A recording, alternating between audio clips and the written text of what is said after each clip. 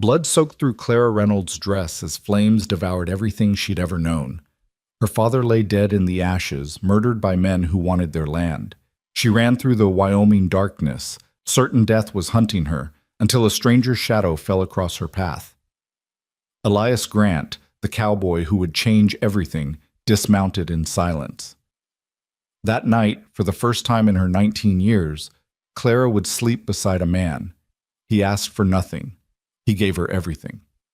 Stay with me until the end of this story and comment the city you're watching from so I can see how far this tale has traveled. The smell reached Clara Reynolds before the sight did. Acrid smoke mixing with prairie wind, turning her stomach even as her legs pumped harder through the tall grass. Behind her, orange light painted the Wyoming sky the color of damnation. The Winchester rifle her father had pressed into her hands 20 minutes ago grew heavier with each stumbling step, but she didn't dare let it go. It was the only thing standing between her and the men whose laughter still echoed across the homestead she'd fled. "Run, Clara girl. Don't look back. Get to the creek and follow it north. Don't stop. Don't—" Her father's final words had been cut short by gunfire. 3 shots, then silence worse than any scream. Clara's boot caught on a root and she went down hard, the impact driving air from her lungs. The rifle clattered away into darkness. For a moment she lay there in the dirt, gasping like a landed fish, her right shoulder screaming with a pain that felt white-hot and spreading. When she'd crashed through the window of her burning home, she'd thought the wood frame had just scraped her. Now pressing her left hand to the wound, her fingers came away dark and wet. Not scraped, shot. The realization hit her harder than the fall. One of Voss's men had actually shot her. They'd burned her home, killed her father, and put a bullet through a 19-year-old woman who'd never done anything worse than refuse to sell her family's water rights to a cattle baron who already owned half of Johnson County. "She went this way." The shout came from perhaps 200 yards back, near the ruins of what had been, until tonight, the only home Clara had ever known. "Blood trail's fresh." Terror gave her strength. Clara pushed herself up, biting back a whimper as her shoulder protested. She couldn't see the rifle in the darkness. Couldn't waste time searching. She had to move, had to— Her legs buckled. She caught herself against a cottonwood trunk, bark rough under her palm. The world tilted sideways, then righted itself in sickening waves. How much blood had she lost? Her dress clung to her side, heavy and wet. Her father had taught her about wounds, about cattle and horses that bled out in minutes when an artery got cut. Was she bleeding out? Was this how it ended? Alone in the dark while her father's murderers closed in? "Please," Clara whispered to the indifferent stars overhead. "Please, I don't want to die like this." The stars didn't answer. They never did. She pushed away from the tree and made herself walk. 1 foot, then another. The creek her father had mentioned was somewhere ahead. She could hear water moving over stones, that eternal whisper that had been the soundtrack to her childhood. If she could reach it, maybe she could lose them in the darkness. Maybe she could make it to the Hendersons' place 5 miles north. Maybe— Clara's boot hit a patch of loose shale and her ankle twisted. This time when she fell, she didn't get back up. She lay on her side in the tall grass, watching her own blood seep into Wyoming soil, and felt something inside her simply give up. She was so tired, so cold. The pain in her shoulder had faded to a distant throb, which probably meant something bad, but she couldn't remember what. Behind her, the voices drew closer. She could make out words now. "Probably dead already." Voss said no witnesses. "We find the body. We're done here." "Shame. She was a pretty little thing." Rough laughter, the kind that made Clara's skin crawl even through the gathering fog in her mind. She closed her eyes. Maybe if she was very still, very quiet, death would come gentle. Maybe it wouldn't hurt much more than it already did. The ground trembled. Hoofbeats. Multiple horses moving fast through the darkness. Clara's eyes opened despite herself. Were there more of them? How many men did it take to murder one cattle rancher and his daughter? "What the hell, so—" The voice that had been laughing cut off sharp. Clara heard curses, the sound of men scrambling. More hoofbeats, these ones moving away at a gallop. Running, but from what? A new sound reached her, a single horse, moving at an easy lope, coming closer. Clara tried to push herself up, managed to get one elbow under her before her strength failed. She collapsed back into the grass, fingers clutching at nothing, as a shadow fell across her like a shroud. The horse stopped. Leather creaked as someone dismounted. Bootfalls, measured and careful, approaching where she lay. This is it, Clara thought distantly. One of them came back to finish it. She waited for the gunshot. Instead, she heard a man's voice, low and rough as creek gravel. Jesus Christ. Hands touched her, careful hands, testing her throat for a pulse, then moving to her wounded shoulder. Clara tried to pull away, but her body wouldn't respond. The best she could manage was a weak sound that might have been protest or plea. Easy now. The voice again, gentler this time. I'm not going to hurt you. Can you hear me, miss? Clara forced her eyes to focus. The man kneeling beside her was a stranger, or maybe not quite a stranger. Even through the haze of shock and blood loss, some part of her recognized him. The rider who sometimes passed through on his way to the line camps. The tall one with the weathered face who always tipped his hat to her father. She'd seen him maybe 3, 4 times in as many years. Never spoken to him. Didn't know his name. The ranch, she managed, her voice a rasp she barely recognized. They burned. My father. I know. I saw the smoke from Owl Creek by the time I got there. He shook his head, his features shadowed and hard to read in the starlight. I'm sorry, but right now we need to worry about you. You're hit bad. Bleeding heavy. I need to get you somewhere I can tend this properly. They'll come back, Clara whispered. Voss's men. They'll find me. Not tonight, they won't. Something in his tone made it sound like a promise carved in stone. I fired over their heads, spooked their horses. They're halfway to the Powder River by now, and they're not coming back in darkness to face an unknown gun. He slid his arms beneath her, one under her shoulders, one under her knees, and lifted her as if she weighed nothing at all. The movement sent pain lancing through her shoulder, sharp enough to drag a cry from her throat. The world grayed at the edges. I know. I'm sorry. Stay with me now. Clara felt herself being settled across a saddle, felt the man swing up behind her. His arm came around her waist, holding her steady against his chest as the horse started moving. She tried to speak, to ask where they were going, who he was, but the words wouldn't come. Her head lolled against his shoulder, and the darkness that had been creeping at the edges of her vision rushed in like floodwater. The last thing she heard was that gravel-rough voice. I've got you. You're safe now. Then nothing at all. Clara woke to firelight dancing against rough log walls. For a confused moment, she thought she was home, in her own bed, in the room she'd had since childhood. Then pain flared in her shoulder, and memory crashed back like an avalanche. The flames, the gunshots, her father's face as he'd pushed her toward the window, the long, desperate run through darkness. She gasped and tried to sit up, a hand pressed gently against her uninjured shoulder, easing her back down. Slow. Don't tear those stitches. The stranger. The rider who'd found her. Clara turned her head and found him kneeling beside the narrow cot where she lay. In the firelight, she could see him clearly for the first time. A man perhaps 30 years old, with dark hair that needed cutting and a face that looked like it had been carved from the same granite as the mountains. Not handsome exactly, but striking in a way that made you look twice. His eyes were gray as winter clouds, and they studied her with an intensity that made her want to look away. She didn't look away. Where am I? Her voice came out dry as autumn leaves. Line shack about 3 miles north of where I found you. Used to belong to the Box T outfit before they moved their operation west. He reached for something beside the cot and held out a tin cup. Water, small sips. Clara let him help her drink. The water was cold and tasted faintly of creek stone. She'd never tasted anything better in her life. When she'd had enough, he set the cup aside and sat back on his heels, watching her with those steady gray eyes. How do you feel? Like I've been shot. The words came out sharper than she'd intended, but the man's mouth quirked in something that might have been a smile. Fair enough. You were lucky. Bullet went through clean, missed the bone. Lost a good amount of blood, but nothing I couldn't handle. He gestured toward her shoulder, which she now realized was bound in clean white bandages that hadn't been there before. Had to stitch it up. Did the best I could, but you'll want a proper doctor to look at it soon as possible. Clara stared at the bandages, then at him. You did this? The stitches? Yes, ma'am. Are you a doctor? No, ma'am, but I've sewed up enough men and a few women to know my way around a needle. His voice carried no pride in the statement, just fact.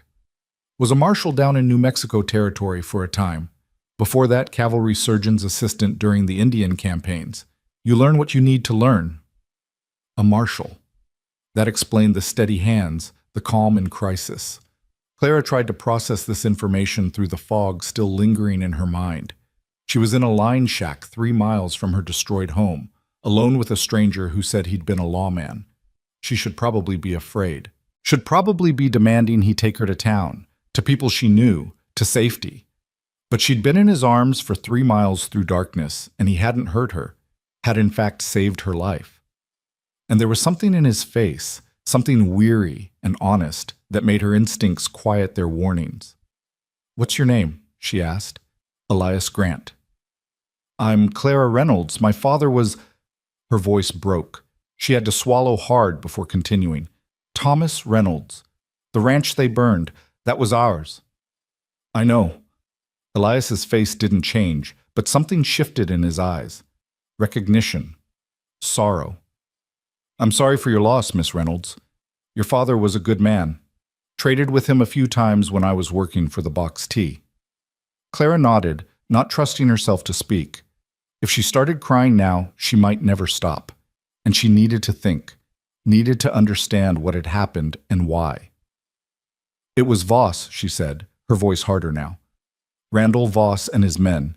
They wanted our water rights. Our land borders Little Piney Creek, and we've got the only reliable water source between here and the mountains.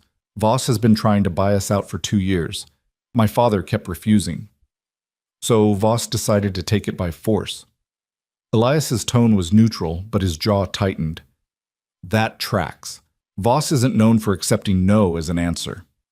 "You know him?" "Of him. Man like that casts a long shadow in Johnson County.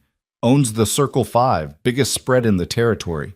Got judges in his pocket, probably a few lawmen too." He paused, studying her face. "Which means you're in a tough spot, Miss Reynolds. If you go to the sheriff in Buffalo, odds are Voss already owns him. If you try to testify to what happened, you might not live long enough to make it to court." The words should have frightened her.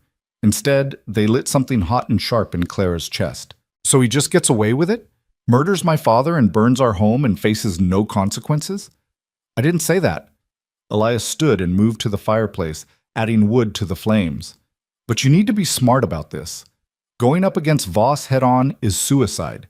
You need allies. You need a plan. Most of all, you need to heal up before you do anything else." Clara pushed herself up on her good elbow, ignoring the way her vision swam. "I can't just hide here. I have to—" "You have to rest." Elias turned back to her, his voice firm but not unkind. "It's 3 hours till dawn.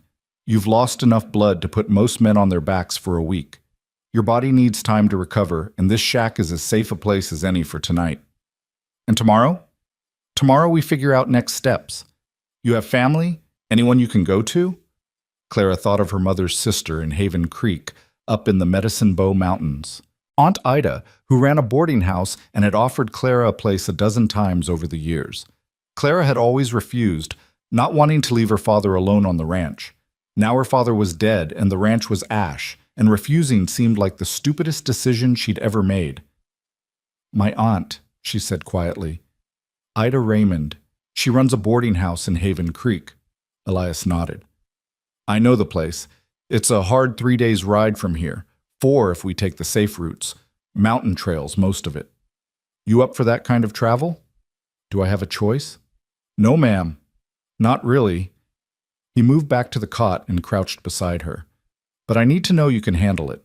Those mountains aren't forgiving, especially not for someone in your condition. If you think you can't make it, say so now. We'll find another way." Clara met his eyes. In the firelight, they looked almost silver. "I can make it." "All right, then. We'll rest here tonight and start out at first light. I'll need to go back to your place before we leave, see if there's anything we can salvage. Food, supplies, anything that might help us on the trail." "It's all gone." Clara's throat tightened. "Everything burned." "Maybe. But fire's funny sometimes. Leaves things you wouldn't expect." He stood again, moved to the far side of the small shack where his saddle and gear were piled. You should try to sleep more. Body heals faster when you rest. I don't think I can sleep. It was true. Despite the exhaustion weighing on her like wet wool, Clara's mind was racing. Every time she closed her eyes, she saw flames, heard her father's voice telling her to run, felt the bullet tear through her shoulder. Elias was quiet for a moment, then moved back to the cot. To Clara's surprise, he settled himself on the floor beside it, his back against the wall, close enough that she could have reached out and touched his shoulder. "What are you doing?" she asked. "Keeping watch. If Voss's men get brave and come looking, I want to hear them coming." "You don't have to." "Yes, ma'am, I do." He pulled his hat down low over his eyes, but Clara could see he wasn't sleeping. His hand rested easy on the rifle prop beside him. "Try to rest, Miss Reynolds. I'll wake you if there's trouble." Clara lay back, her good hand resting on her stomach, staring at the ceiling. The presence of the man beside her cot should have made her uneasy. She'd been raised proper, had barely spoken to men outside her family, let alone been alone with one in a remote line shack. But instead of fear, she felt something else entirely, something that might have been safety. "Mr. Grant?" "Elias is fine." "Elias, why did you help me? You could have just ridden away. Most people would have." Silence. For so long that Clara thought he might not answer. Then, "I saw my sister die when I was 16. She was about your age. Got caught in crossfire during a bank robbery in Kansas. Bullet took her in the chest. She died in the street while I held her and people just walked past. Nobody stopped. Nobody helped. I swore that day I'd never be the man who walks past someone in need." The raw honesty in his voice made Clara's chest ache. "I'm sorry. About your sister." "Me too." He shifted slightly, adjusting his position. "Get some sleep, Clara. Morning comes early." It was the first time he'd used her given name.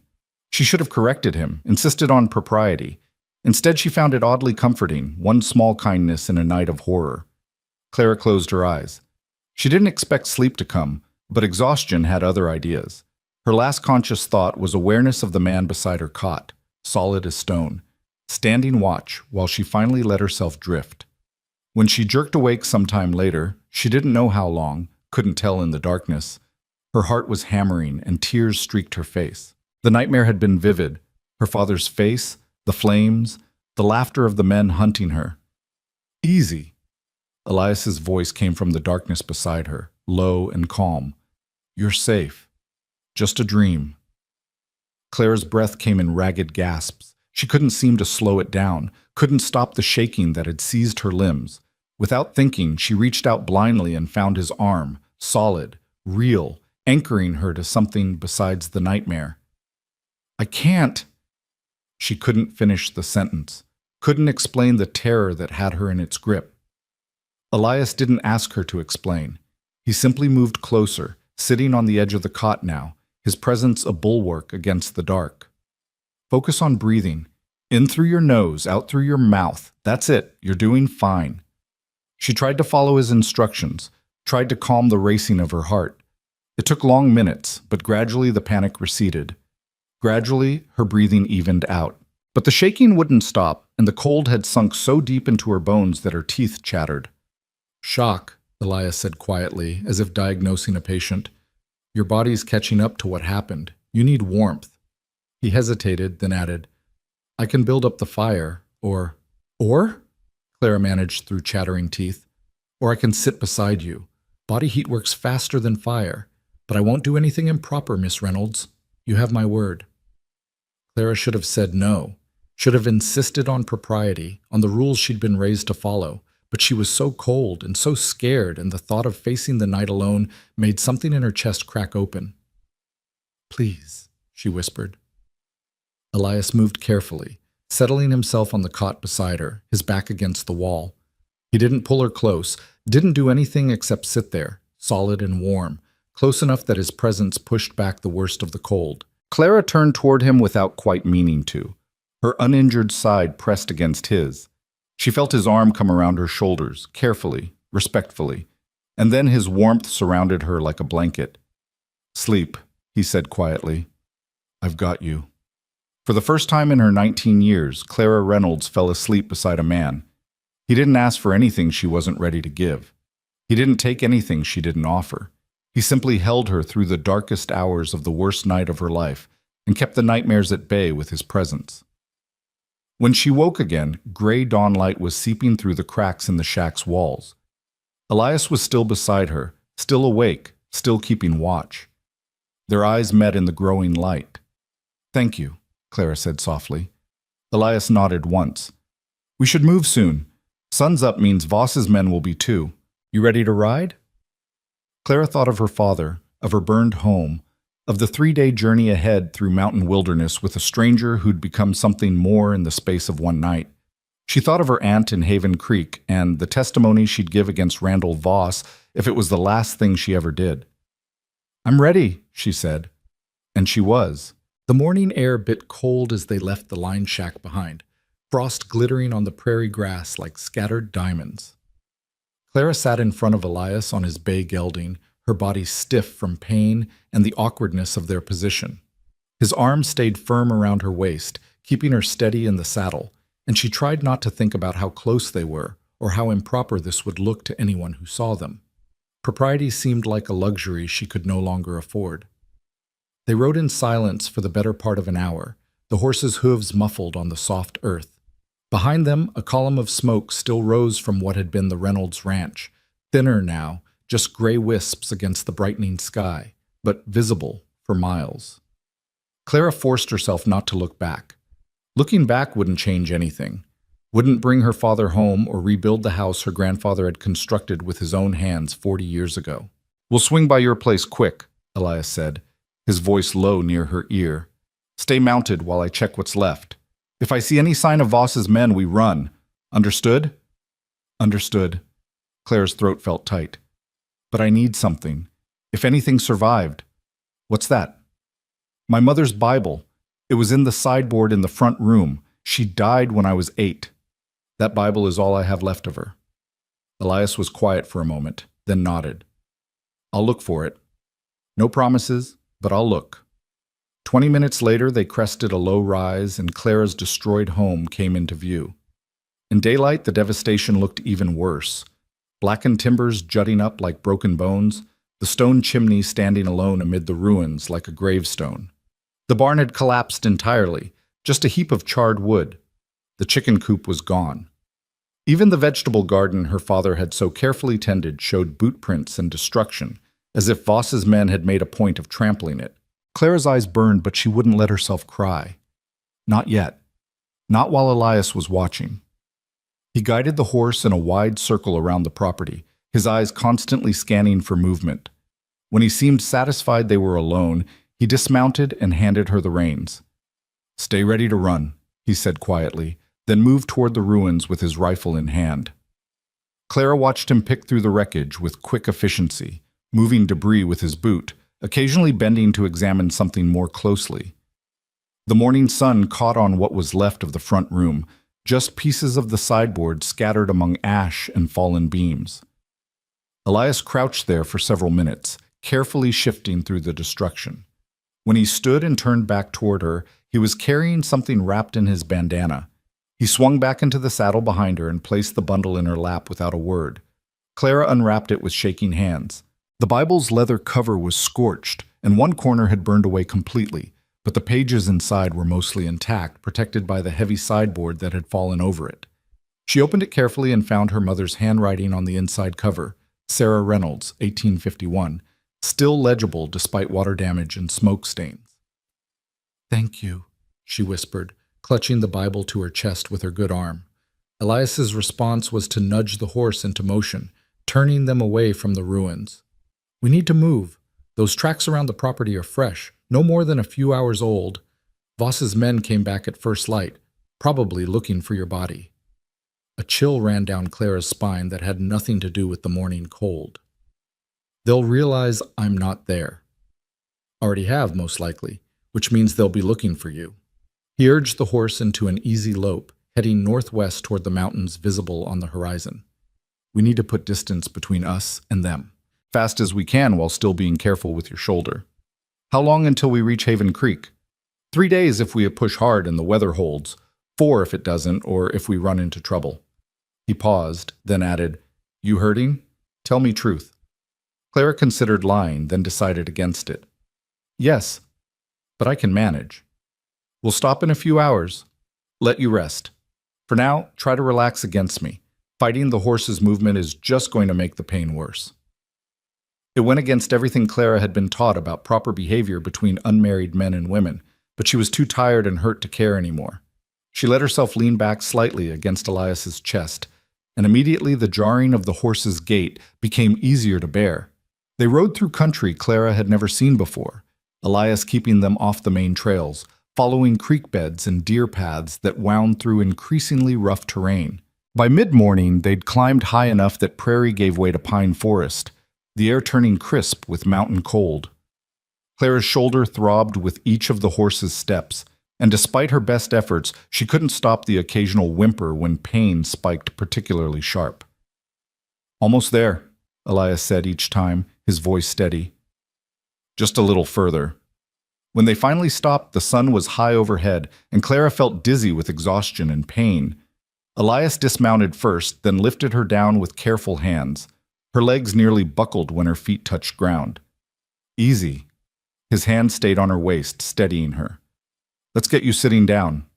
He guided her to a fallen log near a small creek, then moved off to tend the horse. Clara sat with her eyes closed, listening to the sound of water over stones and trying to breathe through the waves of pain. When Elias returned, he had his canteen in a small cloth bag. Drink this. He handed her the canteen. Slow sips. The water was cold enough to make her teeth ache, but it cleared some of the fog from her head. When she'd had enough, Elias opened the cloth bag and pulled out a piece of dried jerky. Eat. You need to keep your strength up.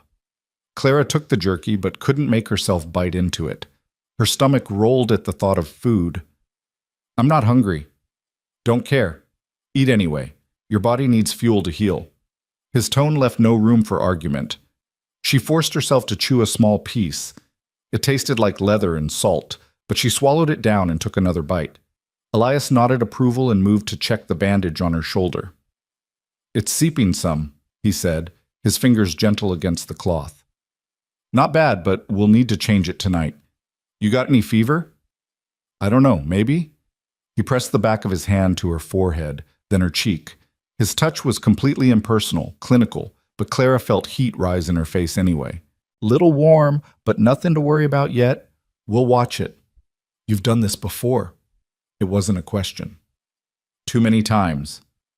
Elias settled onto the log beside her, not quite touching, but close enough that she could feel his warmth. War teaches you things you'd rather not know. How to stitch wounds, how to tell when a man's going to make it or not. How to keep moving when every bone in your body wants to quit. Clara turned to look at him. In the dappled sunlight filtering through pine branches, his face looked younger than it had in the firelight, or maybe just more exposed. How old were you during the war? Enlisted at 16, lied about my age, spent 3 years with the cavalry before mustering out in 68. His eyes were distant, seeing something she couldn't. Long time ago now. That's why you know these trails so well, from your cavalry days. That and working cattle drives. I've crossed most of Wyoming territory at one point or another. Learned early on that the safe trails aren't always the obvious ones. Clara took another reluctant bite of jerky. Where are you from? Originally, I mean. Kansas. Little town called Abilene. Not much there worth remembering. He stood, moving to refill the canteen from the creek. We should rest here another hour, then push on. Want to make good distance before dark. Elias. She waited until he looked at her. Thank you for all of this. I know you didn't have to. Oh, stop thanking me. His voice wasn't unkind, just firm. What happened to you and your father was wrong, plain as that. I'm just doing what anyone decent would do. Most people aren't decent. No, he agreed quietly. They're not. But that doesn't mean we stop trying to be. He came back and handed her the refilled canteen. Finish the jerky, then try to rest. I'll keep watch. Clara did as she was told, forcing down the dried meat despite her protesting stomach. When she'd finished, she found herself leaning back against the log, her eyes drifting closed despite her intention to stay alert. The sound of the creek was soothing, and the pine-scented air was so different from the smoke-filled nightmare of last night that it almost didn't seem real. She must have dozed because the next thing she knew, Elias was gently shaking her good shoulder. "Time to move, Clara. Sun's starting to drop." The afternoon passed in a blur of pine forests and narrow mountain trails. Twice they had to dismount and lead the horse over particularly rough terrain. Each time, Elias helped Clara navigate the obstacles with a steady hand at her back, his patience never wavering even when she stumbled or had to stop to catch her breath. By the time sunset painted the sky orange and gold, Clara was so exhausted she could barely sit upright in the saddle. "There." Elias pointed ahead to where the trees thinned slightly. "See that clearing? We'll camp there tonight."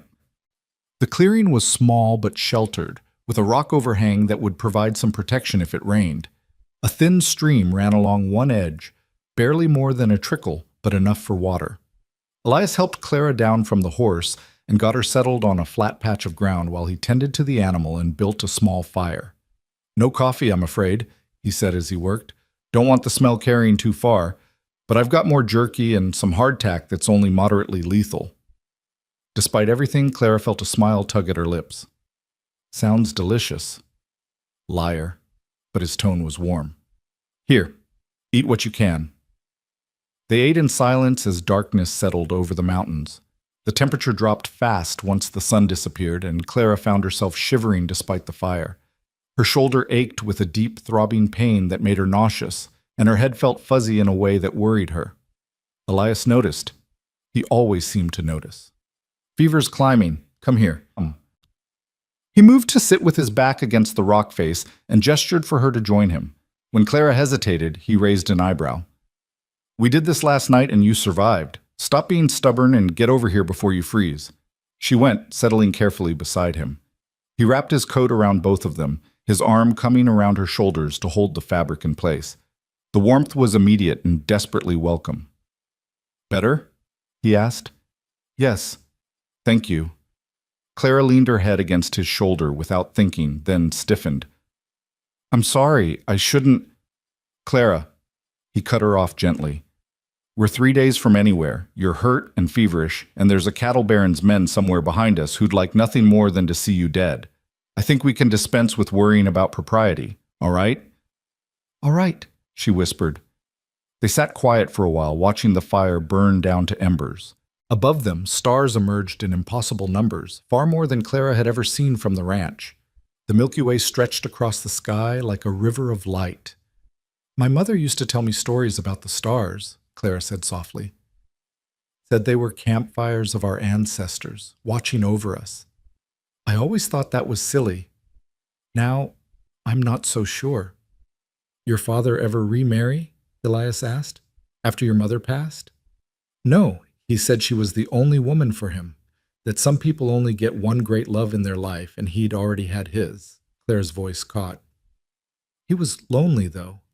I could see it in his eyes sometimes, especially in winter when the days were short and there wasn't much work to do. He'd sit by the fire and stare at nothing, and I knew he was thinking of her. Must have been hard for both of you." "It was, but we managed. We always managed." Tears pricked her eyes. "I keep thinking I'll wake up, and this will all be a nightmare. That I'll be in my own bed and I'll hear my father in the kitchen making breakfast. He always sang while he cooked. Old songs from his time in the army. Terrible voice, but he didn't care." Elias's arm tightened slightly around her shoulders. "Tell me about him, if you want." So Clara did. She told Elias about Thomas Reynolds, how he'd come to Wyoming Territory after the war with nothing but a horse and determination. How he'd built the ranch from nothing, working brutal hours to turn raw land into something productive. How he'd taught her to ride when she was 5, to shoot when she was 10, to keep accounts when she was 12, because he said a woman needed to know business as well as any man. "He wasn't perfect," Clara said. "He was stubborn as a mule, and he never met a fight he wouldn't take on.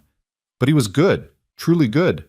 He paid his hands fair wages, treated everyone with respect, gave water to neighbors during droughts, even when we barely had enough for ourselves.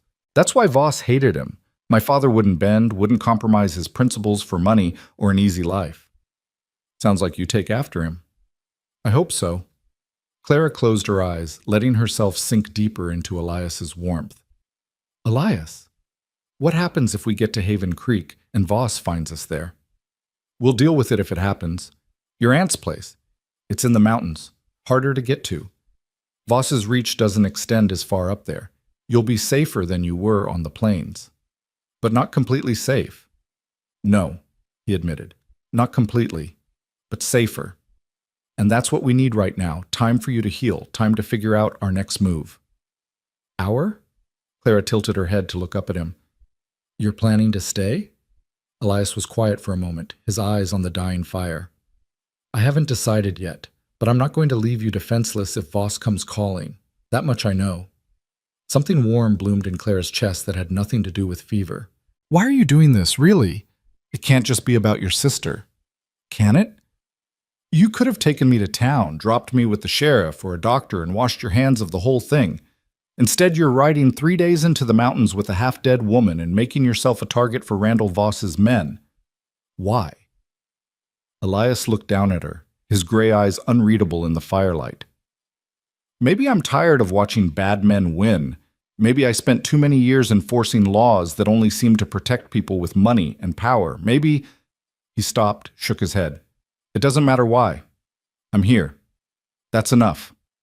But Clara suspected it did matter, very much, in ways she didn't yet understand. The fever climbed through the night despite Elias's efforts. Clara drifted in and out of fitful sleep, her dreams full of fire and gunshots and her father's voice calling her name. Each time she woke, Elias was there, pressing a cool cloth to her forehead, helping her drink water, speaking in low, steady tones that cut through the worst of the nightmares. Can you hear me, Clara? Stay with me now. That's it. Just breathe. Sometime deep in the night, when the fever peaked and she couldn't stop shaking despite being wrapped in every blanket they had, Clara felt Elias pull her closer, one arm around her back, the other cradling her head against his chest. She could hear his heartbeat, steady as a drum, and she focused on that sound to anchor herself against the fever dreams. Cold, she managed through chattering teeth. So cold. I know, I've got you. You're going to be all right. Don't leave me. I won't, I promise. His voice was quiet but absolute. Sleep now. I'll keep watch. When Clara woke again, gray dawn light was filtering through the trees and the fever had broken. She lay still for a moment, orienting herself. She was still wrapped in Elias's arms, her cheek pressed against his chest, his coat spread over both of them. He was asleep. Actually asleep. His head tilted back against the rock, his face relaxed in a way she'd never seen it. She should move. Should put proper distance between them. But she was warm for the first time in what felt like days, and his steady breathing was oddly comforting, and the thought of facing the cold morning air made her want to burrow deeper into the blankets. Elias's eyes opened suddenly, instantly alert. He looked down at her, and for just a moment something unguarded crossed his face. Concern, relief, something else she couldn't quite name. Then his usual controlled expression slid back into place. Fever broke, he observed. How do you feel? Like I've been trampled by horses, but better than yesterday. Clara sat up slowly, immediately missing his warmth. Did you sleep at all? Some. Enough. He stood and stretched, joints popping. We should move soon. Make good time while you're feeling stronger. Elias.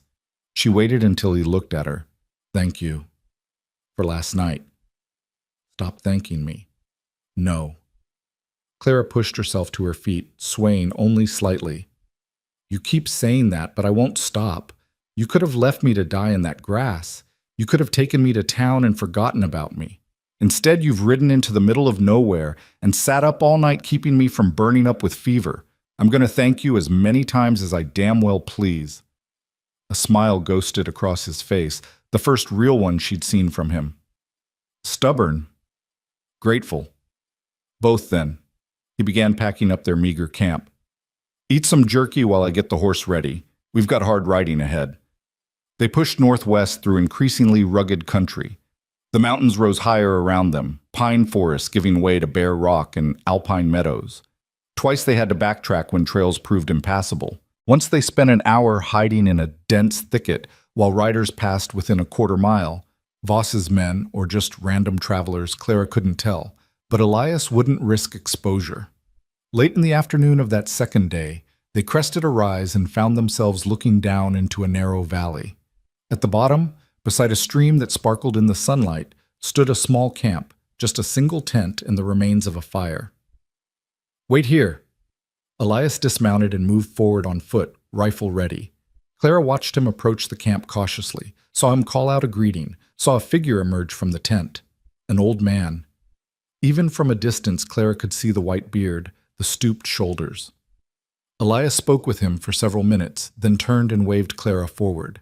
She rode down carefully, her hand on the rifle Elias had given her that morning.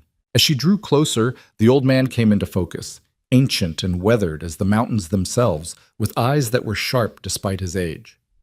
"Well now," he said, his voice surprisingly strong, "what's a pretty young lady like you doing way out here with a bullet hole in her shoulder?" Clara glanced at Elias, who shrugged. "This is Silas Perkins. He's a prospector. Been working these mountains for near 40 years, according to him." "Closer to 50, but who's counting?" Silas grinned, revealing more gaps than teeth. "And you'd be Clara Reynolds. Word travels fast, even in the high country.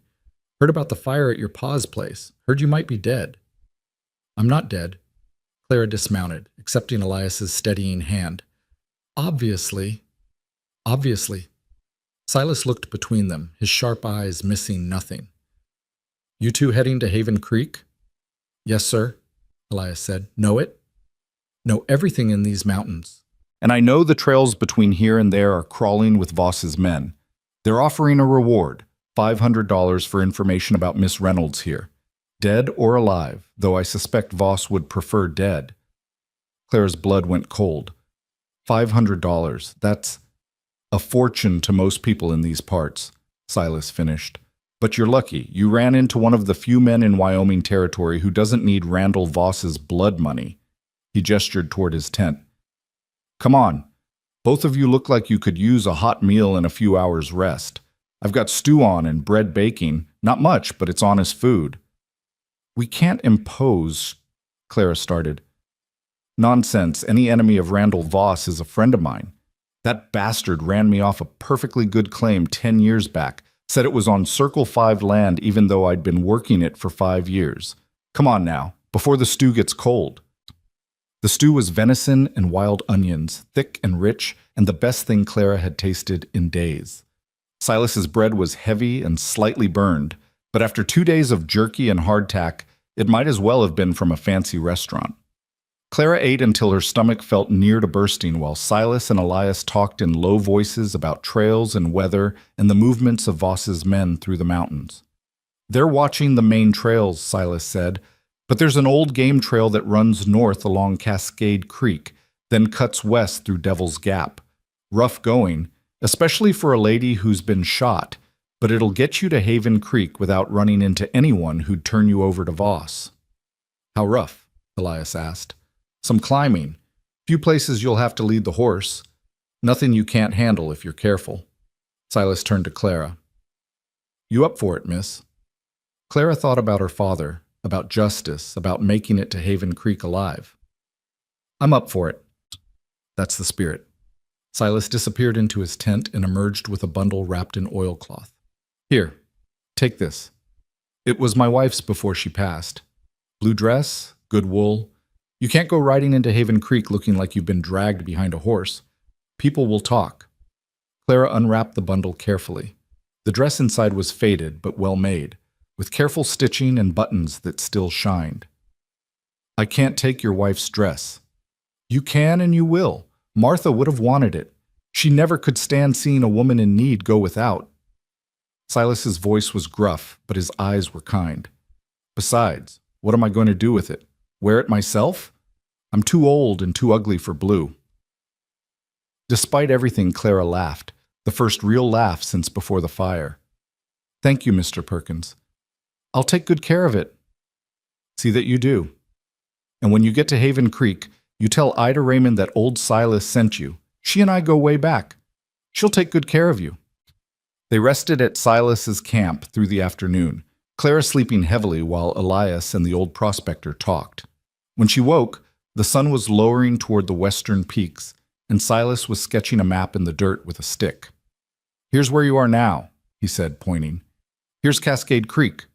Follow it north for about 6 hours, then watch for the cutoff to Devil's Gap. It's marked with a cairn, pile of rocks about waist high.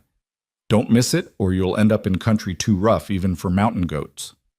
Elias studied the map intently, then nodded. "We'll leave at first light." "No." Silas shook his head. "You'll leave now. There's a full moon tonight, and the trail along the creek is clear enough. If Voss's men are smart, and some of them are, they'll have figured out by now that you didn't take the main trails. That means they'll start searching the back country. Every hour you sit still is an hour they get closer." Clara's stomach dropped. "They're coming?" "Maybe, maybe not. But do you want to bet your life on maybe?" Silas stood, already moving to help pack their things. "Go now. Moon will light your way, and by tomorrow morning you'll be through Devil's Gap and home free." 20 minutes later they were mounted and ready to move. Silas handed Elias a small pouch, dried meat and some herbs for fever, and this. He pressed something into Clara's hand, a small silver locket on a delicate chain. It was Martha's too. "She'd want you to have it, for luck." Clara's throat was too tight to speak. She just nodded and clutched the locket in her fist. "Go on now," Silas said. "And miss, when you bring Voss down, and you will bring him down, I can see it in your eyes. You make sure he knows old Silas helped you. I want him to know exactly who stuck the knife in." "I will," Clara promised. "Thank you for everything." They rode out as the sun touched the horizon, painting the world gold and crimson. Clara looked back once to see Silas standing beside his tent, one hand raised in farewell. Then they descended into the tree line, and he was lost to sight. The night ride was surreal. The full moon turned the landscape into something from a dream, all silver and shadow, familiar and foreign at once. Cascade Creek ran beside them, its voice a constant companion. Elias kept them moving at a steady pace, neither rushing nor dawdling, his eyes constantly scanning the trail ahead. They rode for hours in near silence, speaking only when necessary to navigate difficult terrain. Around midnight, they stopped briefly to water the horse and rest. Clara slid from the saddle and immediately had to catch herself against a tree when her legs threatened to give out. "Easy." Elias was there in an instant, his hand steadying her. "You all right?" "Just tired and sore, and every other unpleasant thing." She managed a weak smile. "But alive. That's something. That's everything." His hands lingered on her arms for just a moment longer than necessary. Then he stepped back. "Drink some water. We'll rest 10 minutes, then push on. Silas was right. We need to make Devil's Gap before dawn." Clara drank and ate a bit of the jerky Silas had given them, forcing her body to accept fuel it didn't want. When Elias helped her back into the saddle, she didn't protest the way he kept his arm around her waist, holding her secure against his chest. "Lean on me," he said quietly. "Try to rest. I'll keep us on the trail." Clara let herself relax against him, her head dropping to rest against his shoulder. She could feel his heartbeat against her back, steady and strong. And she focused on that rhythm as the horse carried them deeper into the mountains. The moonlight turned everything dreamlike and strange, but Elias's presence was solid and real, and she found herself trusting him in a way she'd never trusted anyone except her father. Somewhere in the early morning hours, exhaustion finally won. Clara's eyes drifted closed, and she slept, her body supported by Elias's strength, his arms keeping her safe as they rode through the silver night toward whatever future waited in Haven Creek. Clara woke to the sound of rushing water and realized the horse had stopped moving. Gray dawn light filtered through pine branches overhead, and she was still tucked against Elias's chest, his arm firm around her waist. For a disoriented moment, she couldn't remember where they were or why every muscle in her body screamed with pain. "Easy," Elias said quietly, his voice rough with exhaustion. "We made it. That's Devil's Gap ahead." Clara straightened slowly, her neck protesting the movement. Before them, the trail narrowed dramatically, squeezing between two towering rock walls that rose like cathedral spires into the morning mist. Water cascaded down the left wall in a thin silver ribbon, pooling at the bottom before continuing as the creek they'd been following all night. "We have to go through there?" Her voice came out hoarse. "Only way to Haven Creek from here. Unless you want to backtrack 3 days." Elias dismounted and reached up to help her down. Her legs buckled the moment her feet touched ground, and he caught her, holding her upright until her knees decided to cooperate. "Take a minute. Drink some water. This next part's going to be rough." Rough was an understatement. The gap was barely wide enough for the horse, and in places they had to lead the animal carefully over loose rock, while water from the falls made everything slick and treacherous. Clara's shoulder throbbed with each step, and twice she slipped and would have fallen if not for Elias's quick reflexes. By the time they emerged on the far side, the sun was fully up, and Clara was shaking with exhaustion. "There," Elias pointed to a flat spot beneath an overhang. "We'll rest here a few hours. You look ready to collapse." "I'm fine," Clara insisted, even as her vision swam. "You're not fine. You're dead on your feet and your bandage is soaked through. Sit down before you fall down." She sat, more heavily than she'd intended, and watched through half-closed eyes as Elias tended to the horse and then came to check her shoulder.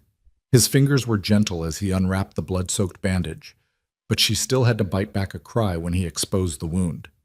"It reopened during the climb," he said, his jaw tight. "Damn it. I should have made you stay on the horse. Then we'd still be in the gap." Clara tried to see the wound, but he blocked her view. "How bad is it?" "Bad enough. Needs fresh stitches. Some of the old ones tore." He reached for his saddlebag and pulled out the small medical kit he'd been carrying. "This is going to hurt." "Everything already hurts. What's a little more?" But her attempt at bravado fell flat when she saw him thread the needle. Elias settled beside her, his movements sure despite the weariness in his face. "Look at me, not the needle." Clara forced herself to meet his eyes. They were bloodshot from lack of sleep but steady as stone. "Tell me something," she said. "Anything, just talk to me." "What do you want to know?" "Why did you stop being a marshal?" His hands paused for just a moment, then continued working. The first prick of the needle made Clara gasp, but she kept her eyes on his face. "I stopped believing in what I was doing. Spent too many years watching rich men buy justice, while poor men hanged for stealing bread. The law isn't blind, it just looks away from whoever has enough money to make it worth the trouble. That's why you're helping me, because the law won't. That's part of it." Another stitch. Clara's nails dug into her palm, but she didn't look away from his face. "But mostly I'm helping you because it's the right thing to do. Sometimes that has to be enough." "You're a good man, Elias Grant." "Don't be so sure about that." But something flickered in his eyes that might have been gratitude. "Almost done. Just 2 more." The last 2 stitches were agony, but Clara made herself breathe through it, focusing on Elias's face and the steady competence of his hands. When he finally tied off the thread and reached for fresh bandages, she let out a shaky breath. "There. That should hold if you're careful." He wrapped the wound with clean cloth, his touch impersonal and efficient. "Try to sleep. We'll move again this afternoon." "What about you? When do you sleep?" "I'm fine." "Liar." Clara caught his wrist before he could move away. "You've been awake for 2 days straight. You need rest as much as I do. Someone needs to keep watch. And someone will, in shifts. You sleep first. I'll wake you if anything moves." When he started to protest, she cut him off. "Don't argue with me. I'm injured, not helpless. I can sit here and keep my eyes open for a few hours." Elias studied her face for a long moment, then nodded slowly. "All right. But you wake me at the first sign of anything wrong. I don't care if it's just a squirrel that looks at you funny. I promise." He settled with his back against the rock wall, his rifle across his lap, and was asleep within minutes. Clara watched his face relax in sleep, the harsh lines around his mouth softening, and felt something shift in her chest.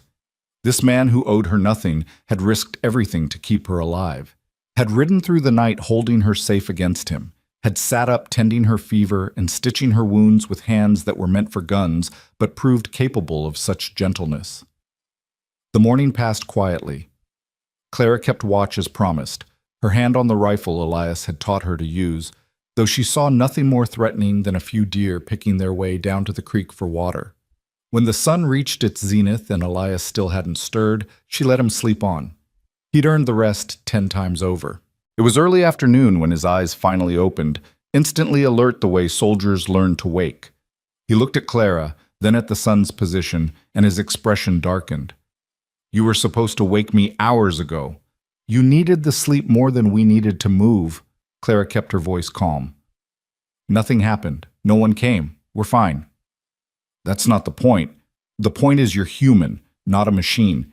Even you have limits, Elias." She stood carefully, testing her shoulder. The fresh stitches pulled but held. "How far to Haven Creek from here?" He stood too, checking his rifle before answering. 4 hours if we push. Maybe 5. Trail's easier from here on out. We're through the worst of it. He moved to saddle the horse, his movement still carrying an edge of frustration. "But if you ever pull something like that again..." "You'll what? Leave me in the mountains?" Clara couldn't help the small smile that tugged at her lips. "We both know you won't." His hand stilled on the saddle cinch. When he turned to look at her, his expression had shifted into something she couldn't quite read. "No, I won't. But that doesn't mean you should test me." Noted. Clara moved to stand beside the horse, wincing as her sore muscles protested. "Help me up?" They rode through the afternoon in companionable silence, the trail descending gradually through pine forest that gradually gave way to aspen groves. The air grew warmer as they lost elevation, and Clara caught herself relaxing for the first time in days. Maybe they really would make it. Maybe Haven Creek was just a few more hours ahead, and she could finally stop running. The first shot shattered the peace like breaking glass. The bullet cracked past Clara's ear close enough that she felt the wind of its passage. Elias's reaction was instantaneous. He yanked the horse sideways off the trail and drove them into the cover of a dense stand of young pines. A second shot hit a tree trunk where they'd been a heartbeat before, spraying bark. "Down!" Elias hauled Clara from the saddle and pushed her behind a boulder, covering her body with his as 2 more shots rang out. The horse, well-trained and battle-wise, had already bolted deeper into the trees. Clara's heart hammered against her ribs. "How many?" "At least 3. Maybe more." Elias's rifle was already in his hands, his eyes scanning the slope above them where the shots had originated. "They're spread out, trying to pin us down." "It's Voss's men." "Had to be. No one else would be watching these trails." He fired once, the report deafening. Someone cursed from up the slope. "Got one. That'll make them think twice." "What do we do?" "We don't do anything. You stay behind this rock and don't move. I'm going to circle around and come at them from the side." He was already shifting position, preparing to move. Clara grabbed his arm. "No, it's too dangerous. They'll shoot you the second you break cover." "They'll shoot both of us if we stay here. This position's no good. They've got the high ground and all the time in the world." His gray eyes met hers, steady despite the bullets still chewing up the trees around them. "Trust me, I've done this before." "During the war?" "During everything." He pressed his rifle into her hands. "You know how to use this. Anyone comes at you from the front, you shoot. Don't hesitate. Don't warn them. Just shoot. Understand?" Clara nodded, her mouth too dry for words. Elias pulled his revolver and checked the cylinder, then looked at her one more time. "Stay down. Stay alive. I'll be back for you." Then he was gone, moving through the trees like smoke, silent as death. Clara pressed herself against the boulder and tried to keep her breathing steady. Above her, the men were shouting to each other, coordinating their attack. She recognized one voice. Wade Tucker, a hand from the Circle Vive who'd always looked at her like she was a piece of meat when he came to town. Her grip tightened on the rifle. More shots echoed through the forest, but these came from a different direction. Elias had reached his position and was engaging them. Clara heard Tucker shouting orders, heard return fire, heard someone scream. Then silence fell so suddenly it was worse than the gunfire. Minutes crawled past like hours. Clara's shoulder throbbed and her hands shook on the rifle. Where was Elias? Had they shot him? Was he lying somewhere in the forest bleeding while she hid behind a rock? Movement to her left. Clara swung the rifle around, finger on the trigger, heart in her throat. A man emerged from the trees. Not Elias. Circle Vive hand she didn't know, young and scared looking, but with his gun raised and aimed in her direction. Don't move, he said, his voice cracking. Boss said to bring you in alive, but he didn't say what condition, so don't make me. Clara shot him. The rifle kicked against her shoulder and pain exploded through the wound, but her aim was true. The man went down hard, clutching his leg and screaming. Clara worked the bolt action, chambering another round, her whole body shaking now. Drop it. Tucker's voice came from behind her. She'd been so focused on the first man she hadn't heard the second approach. Do it now, or I'll put a bullet in your spine. Clara let the rifle fall. Slowly, she turned to face Tucker, who stood 15 feet away with his pistol pointed at her chest. His face was flushed with exertion and anger, and she could see the dark stain on his left arm where someone, Elias, had wounded him. Been looking for you for 3 days, Tucker said. Mr. Voss is real interested in having a conversation with you about what happened at your ranch. I know what happened at my ranch. Your friends murdered my father and burned our home. That's business, sweetheart. Nothing personal. He gestured with the gun. Now you're going to come with me nice and quiet, and maybe you'll live through this. Maybe Voss will even let you keep working at the Circle 5. He always did like pretty things. The casual cruelty in his voice made Clara's stomach turn. I'd rather die. That can be arranged too. Tucker took a step closer. But first I'm going to... The gunshot came from nowhere and everywhere at once. Tucker's head snapped back and he dropped like a puppet with cut strings. Clara stood frozen, unable to process what had just happened, until Elias emerged from the trees with his smoking revolver in hand. You all right? His voice was calm, but his eyes were wild as they scanned her for injury. Yes. I shot one of them. In the leg. Good. Elias moved past her to check Tucker's body, then crossed to where the man Clara had shot was trying to drag himself away. Stay put, he told the wounded man. You're not going anywhere. You killed Wade, the man gasped. Voss is going to hang you for this. Voss can try. Elias crouched beside him, his face hard. How many more of you are there? Go to hell. Elias pressed on the leg wound. The man screamed. How many? 3. There were 5 of us total. The other 2 ran when you started shooting from the trees. Where's your camp? 2 miles north, near the old trading post. The man was crying now, snot and tears mixing on his face. Please, I need a doctor. I'm bleeding bad. You'll live, unlike the girl you and your friends were planning to murder. Elias stood and pulled rope from his belt. He worked quickly, binding the man's hands and feet despite his protests. If you're smart, you'll stay quiet. If you're not, I'll gag you, and the animals can have you. You can't just leave me here. Watch me.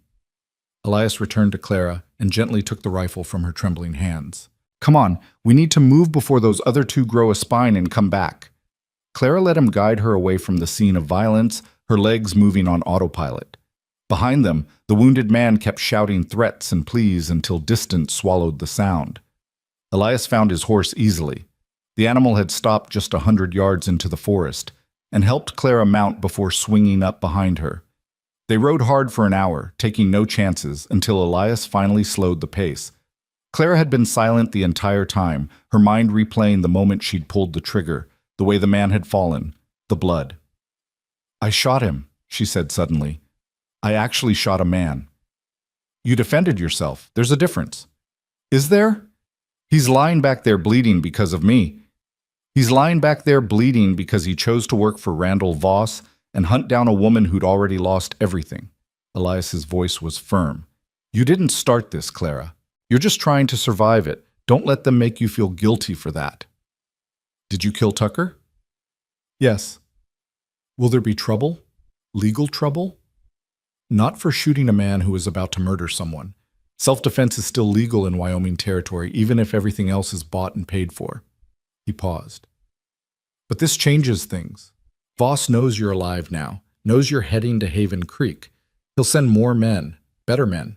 We need to get you somewhere safe and figure out our next move. Clara was quiet for a moment, then said softly, When this is over, if we survive it, I don't know how I'll ever repay you. Don't want repayment, just want to see you safe. They rode on as the sun began its descent toward the western peaks. The forest gradually thinned and the trail widened, showing signs of regular use. They passed a few homesteads, small cabins with smoke rising from chimneys, children playing in yards who stopped to stare as they rode by. Normal life, continuing on despite the violence in the mountains behind them. It was nearly sunset when they finally crested a rise and saw Haven Creek spread out in the valley below. The settlement was larger than Clara had expected. Maybe 50 buildings clustered around a main street, with more scattered up the surrounding slopes. Smoke rose from what looked like a mill at the north end of town, and she could see people moving about their evening business, lighting lamps against the coming darkness. "There," Elias said, pointing to a large 2-story building near the center of town. "That's your aunt's boarding house, the Raymond House. See the sign?" Claire could just make out the painted letters on the building's front. "I see it. How long since you've seen your aunt?" 2 years. She came to visit after her husband died. Wanted me to come back with her, said a young woman shouldn't be alone on a ranch with just her father." Clara's voice caught. "I told her we were fine, that we didn't need help." "She'll be glad to see you anyway."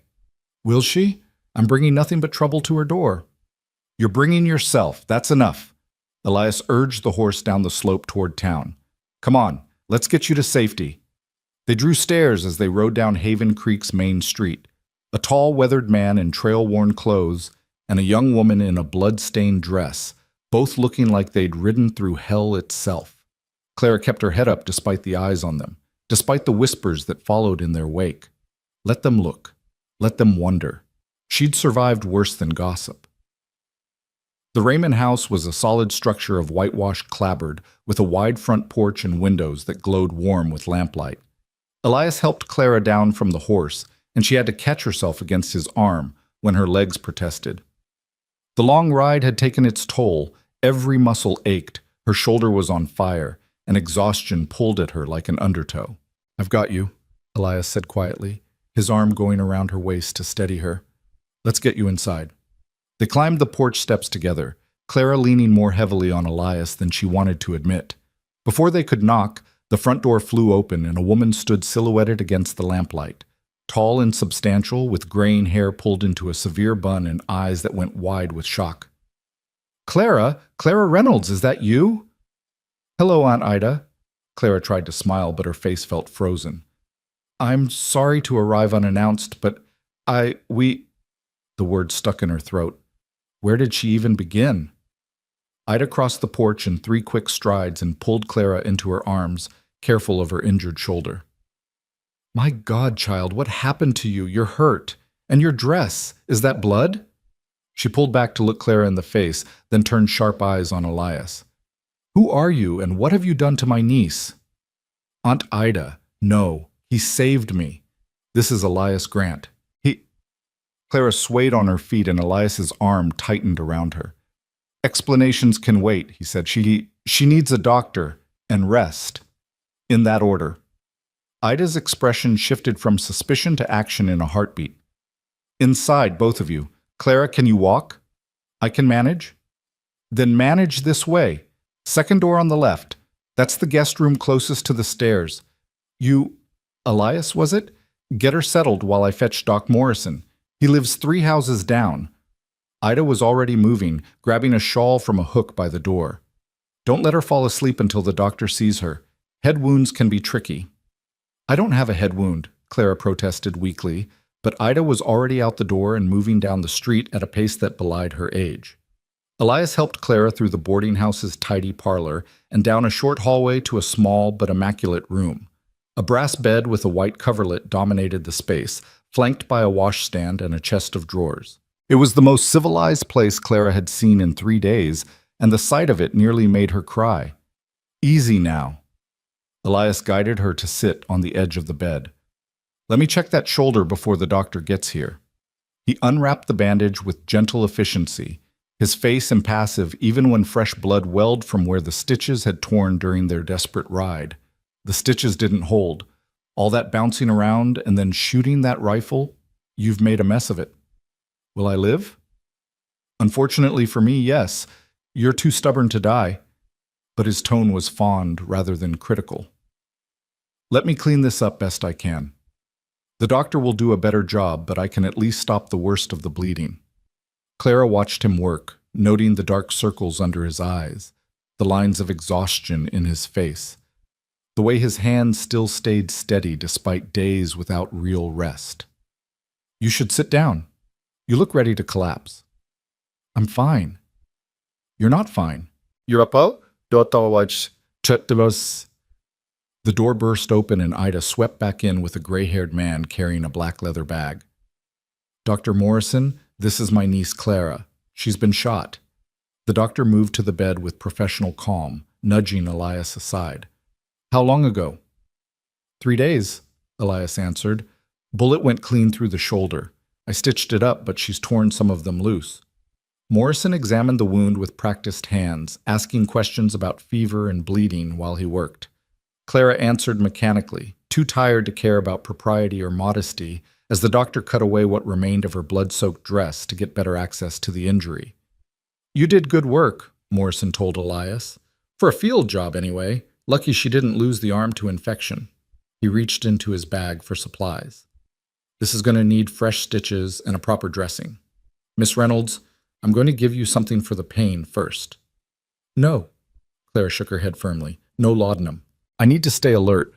"Clara," Ida started. "No, please. Just do what you need to do. I can handle it." Morrison and Ida exchanged a look. Then the doctor nodded. "All right, but this is going to hurt. Ida, hold her hand. What's your name?" "Elias Grant." "You stay too. Talk to her. Keep her focused on something besides what I'm doing." So Elias settled on Clara's other side and started talking, about nothing in particular at first, just observations about the town and the boarding house and the quality of the furniture. When Morrison began cleaning the wound and Clara's grip on Ida's hand turned white-knuckled, Elias switched to telling a story about his time in the cavalry, something involving a stolen pig and a very angry sergeant that would have been funny if Clara's shoulder wasn't being cut open and re-stitched. She focused on his voice, using it as an anchor against the pain, focused on the gray of his eyes and the rough timbre of his words, and the way he never once looked away even when her vision grayed at the edges and she had to bite her lip bloody to keep from screaming. "Almost done," Morrison said. "Last few stitches. You're doing fine, Miss Reynolds." When he finally tied off the thread and reached for bandages, Clara let out a shaky breath. Tears streaked her face, but she hadn't made a sound beyond a few gasps. Morrison wrapped the wound carefully, his movements sure and gentle. "There. That should hold if you're careful. No lifting anything heavy, no sudden movements, no riding horses for at least a week." He looked pointedly at Elias. "And no more adventures that involve being shot at." "Can't make promises on that last one," Elias said. "But I'll do my best." Morrison packed his bag and stood. "I'll check on you tomorrow, Miss Reynolds. Get some rest. Mrs. Raymond, a word?" Ida followed him out into the hall, leaving Clara and Elias alone. The silence stretched between them, suddenly awkward now that the crisis had passed. "Thank you," Clara said softly. "For everything. For staying. Nowhere else I need to be." Elias stood and moved toward the door. "I should go. Let you rest." "Where will you go?" "Find a hotel. Or camp outside town. Doesn't matter." "Elias."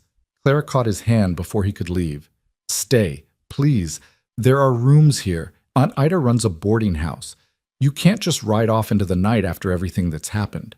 He looked down at their joined hands, then at her face. Something shifted in his expression, something vulnerable and uncertain that she'd never seen before. "Clara, I'm not asking you to stay forever, just for tonight, just until I know you're safe, too." Her voice dropped to a whisper. "I don't want to wake up alone in a strange room and wonder if you're lying dead somewhere because of me." The silence stretched long enough that Clara thought he'd refuse. Then Elias nodded slowly. "All right, for tonight." Ida returned alone, her expression unreadable. "The doctor's gone.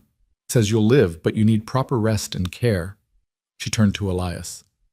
"You look like death yourself, young man. When's the last time you slept?" "Yesterday, or the day before. I've lost track." "Then you'll stay here tonight.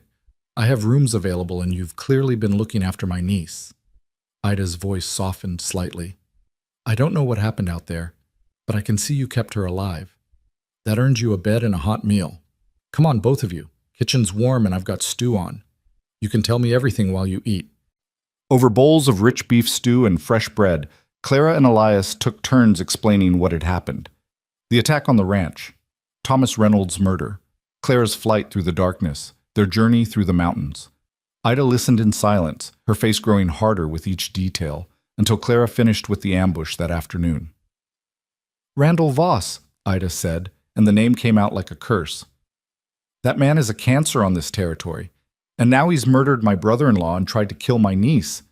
She stood abruptly and moved to the stove, pouring coffee with shaking hands. "What do you plan to do, Clara? You can't just let him get away with this." "I won't. I'm going to testify against him. Tell everyone what happened. Make sure he pays for what he did." "Testifying won't do any good if there's no one honest left to hear it," Elias said quietly. "Voss owns too many people, judges, lawmen, politicians.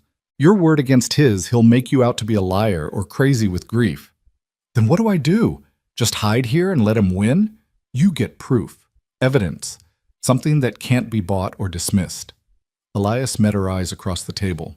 "And you make allies, people who'll stand with you when the time comes. This isn't a fight you can win alone, Clara." "She won't have to." Ida set the coffee pot down with a thud. "I'll stand with her. This is my family, my blood. Voss want to fight. He'll get one." Clara felt tears prick her eyes. "Aunt Ida, no arguments. You're staying here where I can look after you properly. And Mr. Grant, Elias, you're welcome to stay as long as you're helping Clara. Lord knows she'll need someone who knows how to handle themselves when Voss comes calling. Because he will come calling. That's the one thing I'm certain of." Elias was quiet for a moment, then nodded. "I'll stay. At least until Clara's healed enough to defend herself properly." He stood and carried his empty bowl to the sink. "But we should all understand something. The men I shot today, Voss will use that. He'll paint me as a killer and Clara as my accomplice. This is going to get uglier before it gets better." "Let it," Clara said, her voice steady despite the fear coiling in her stomach. "I'm not running anymore. My father didn't raise me to back down from bullies, and I won't start now."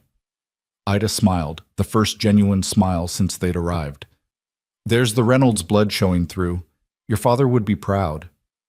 Later, after Ida had shown Elias to a room down the hall and Clara had changed into a nightgown Ida provided, Clara lay in the darkness staring at the ceiling. Through the thin walls, she could hear the sounds of the boarding house settling for the night. Footsteps overhead, distant voices, the creak of floorboards. She should sleep. Her body desperately needed it. But every time she closed her eyes, she saw her father's face, heard the gunshots, felt the bullet tear through her shoulder, saw Tucker falling, the man she'd shot screaming, blood on the mountain trail. A soft knock on her door made her jump.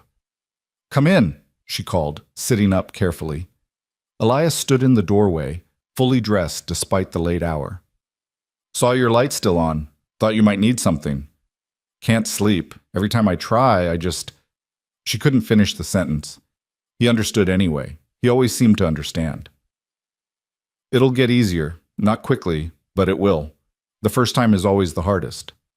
"How many times have you shot someone?" "Enough that I stopped counting." He moved into the room but stayed near the door, respecting the boundaries of propriety even now. "War, being a marshal, working cattle drives through hostile territory. Sometimes you don't have a choice. Sometimes it's you or them." "Does it get easier? The guilt?" "No, but you learn to carry it better." His eyes were sad in the lamplight. "And you learn to remember that you're alive because you fought back. That matters." Clara nodded slowly. "Will you stay? Just for a few minutes, until I fall asleep.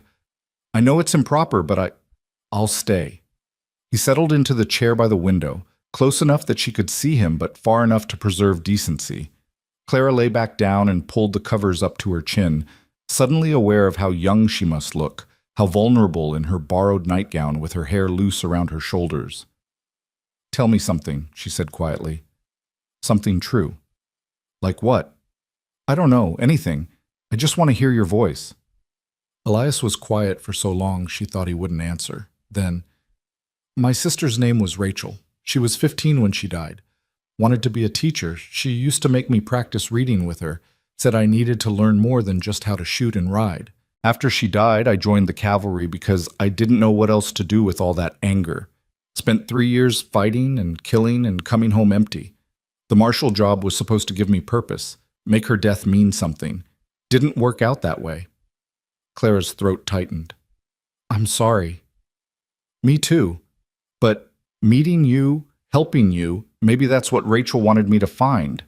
A way to make a difference for someone who still has a future ahead of them. He shifted in the chair. So stop apologizing for needing help, Clara. You're giving me something I lost a long time ago. You're giving me a reason to keep trying. She wanted to say something meaningful, something that would convey what his presence meant to her. But exhaustion was finally winning and the words wouldn't come. Her eyes drifted closed and the last thing she saw was Elias silhouetted against the window, keeping watch as he had every night since he'd found her bleeding in the grass. When Clara woke in the morning to sunlight streaming through the window, Elias was gone. But folded on the chair where he'd sat was her mother's Bible and a note in rough handwriting. Stayed until dawn, gone to scout the town and see what news is spreading about yesterday. Stay inside until I return. E. Clara held the note against her chest and let herself feel, for the first time since her father died, something that might have been hope. Clara spent the morning in restless anxiety, pacing the small room until Ida finally marched in and ordered her to sit down before she tore her stitches open again. The blue dress Silas had given them lay across the chair, and Ida had insisted on washing and mending it, her needle flying through the fabric with practiced efficiency while Clara watched from the bed. Your mother taught me to sew, Ida said without looking up from her work. Did you know that?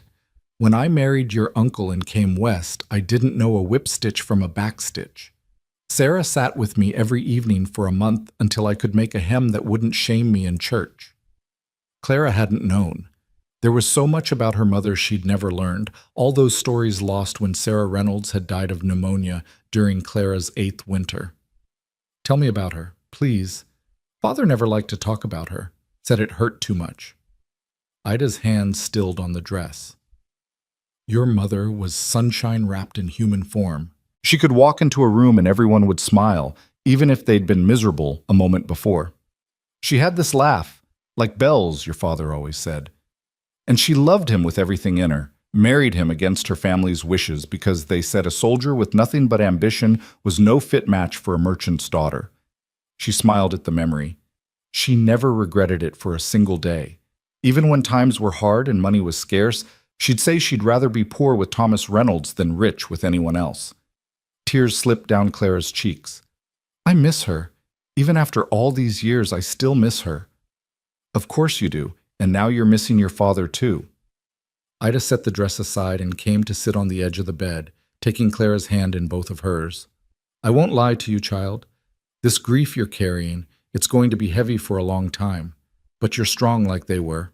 You'll carry it, and you'll survive, and eventually you'll find a way to live with it. I don't feel strong. I feel terrified. Strong people usually do. Cowards are the ones who think they're brave. Ida squeezed her hand. And that young man you rode in with, Elias, he seems to think you're worth fighting for. That counts for something. Heat rose in Clara's face. It's not like that. He's just helping me because it's the right thing to do. Ida's tone suggested she didn't believe that for a second. Well, whatever his reasons, I'm grateful for them. Not many men would ride through hell to protect a stranger. The front door opened downstairs and both women tensed. Heavy footsteps crossed the parlor, then Elias's voice called up, It's just me! Clara was on her feet before Ida could stop her, hurrying to the top of the stairs despite the pull of her stitches. Elias stood in the front hall, his hat in his hands, his face grim. Behind him was another man, tall and broad-shouldered, wearing a marshal's star on his vest. Clara, this is Marshal Henry Webb, Elias said. He needs to talk to you. Clara's stomach dropped. Had Voss already bought the law in Haven Creek? Was she about to be arrested for defending herself? She descended the stairs slowly, keeping her good hand on the railing, and met the marshal's steady gaze. Webb was perhaps 50, with silver threading through his dark hair and eyes that had seen their share of trouble. He studied Clara for a long moment before speaking. Miss Reynolds, I'm sorry for your loss. Your father was known to me by reputation, an honest man in a territory that doesn't breed many of them. Thank you, Marshal. Clara kept her voice steady. Did Elias tell you what happened? He did. Told me about the attack on your ranch, the men who ambushed you in the mountains, everything. Webb's expression remained neutral. I need to hear it from you too, in your own words. And I need the truth, no matter how ugly it is. So Clara told it all again, every detail from the moment Voss's men had ridden up to her father's door to yesterday's gunfight in the forest. Webb listened without interrupting, occasionally making notes in a small leather book. When she finished, he was quiet for a long moment. That's a serious accusation you're making against Randall Voss. He's a powerful man with a lot of friends in high places. I know what I saw. I know who killed my father. Can you prove it was Voss who gave the order, or just that his men did the actual killing? Clara's hands clenched. What difference does it make? Those men work for him. They follow his orders. It makes a legal difference. Without proof that Voss ordered the attack, a good lawyer will argue his men acted on their own. Voss walks free, and maybe a few hired hands swing for murder. Webb tucked his notebook away. I'm not saying I don't believe you, Miss Reynolds. I'm saying we need more than your word if we want to see justice done properly. Then what do I do? Clara heard the desperation in her own voice and hated it. Just let him get away with it? You stay here, stay safe, and let me do my job. Webb's voice softened slightly. I've been marshal in Haven Creek for 12 years. I know Voss's reputation and I know how he operates. Give me time to investigate properly, to gather evidence and statements from people who might be willing to talk now that you've survived to tell your story. And if Voss sends more men after her? Elias asked, his tone carefully neutral. Then you do what you did yesterday. Keep her alive until I can put him in handcuffs. Webb turned to face Elias fully. You're former law yourself, Grant. You know how this works. We go off half-cocked with nothing but witness testimony, and Voss's lawyers will tear it apart. We need documents. We need proof of premeditation. We need someone from inside the Circle Vive willing to testify about orders being given. You're asking us to wait while Voss plans his next attack. I'm asking you to be smart. Miss Reynolds is alive against considerable odds. Let's keep her that way while I build a case that will actually stick. Webb settled his hat back on his head. I'll be in touch within a few days. In the meantime, stay here. Don't go anywhere alone, and don't do anything that might give Voss an excuse to claim self-defense when his men come calling again. After Webb left, Clara sank into a chair in the parlor, exhaustion and frustration warring inside her. Elias moved to the window, watching the street with the same alertness he'd shown in the mountains. Do you trust him? Clara asked. The marshal? I don't trust anyone except the people in this room. Elias turned to face her. But Webb has a reputation as one of the few honest lawmen left in Wyoming territory. If anyone can build a case against Voss, it's him. And if he can't, then we find another way. His voice carried absolute certainty. One way or another, Clara, your father will have justice. I promise you that. The days that followed fell into an uneasy routine. Clara healed slowly, spending her time helping Ida around the boarding house when her shoulder allowed it. Elias took on odd jobs around town, repairing fences, chopping wood, anything that kept him close enough to watch over her while earning his keep. They ate meals together at Ida's table and talked about anything except the threat hanging over them. It was 3 days after their arrival when everything changed. Clara was helping Ida prepare dinner when a knock came at the front door. Elias appeared from the parlor where he'd been oiling his guns, his hand already on his revolver. Stay back, he said quietly to Clara, then moved to answer the door. The man standing on the porch was a stranger, well-dressed in a suit too fine for Haven Creek, with slicked back hair and a smile that never reached his eyes. Good evening. I'm looking for Miss Clara Reynolds. Who's asking? My name is Gerald Finch. I'm an attorney representing the interests of Mr. Randall Voss. He pulled an envelope from his jacket. I have a business proposition for Miss Reynolds. May I speak with her? Every instinct Clara had screamed danger, but she stepped forward anyway. I'm Clara Reynolds. Finch's smile widened. Miss Reynolds, first allow me to express Mr. Voss's deepest condolences for the tragic loss of your father. Such a terrible accident. It wasn't an accident. It was murder. Now, let's not be hasty with accusations that could be considered slanderous. Finch's voice remained pleasant, but his eyes went cold.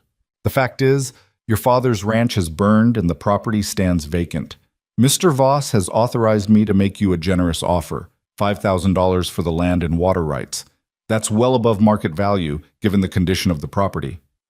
Clara felt Elias tense beside her. I'm not selling. Miss Reynolds, please be reasonable. You're a young woman alone in the world now. $5,000 is enough to start a new life somewhere far from all this unpleasantness. You could go east, maybe. Find a husband, settle down properly. He held out the envelope.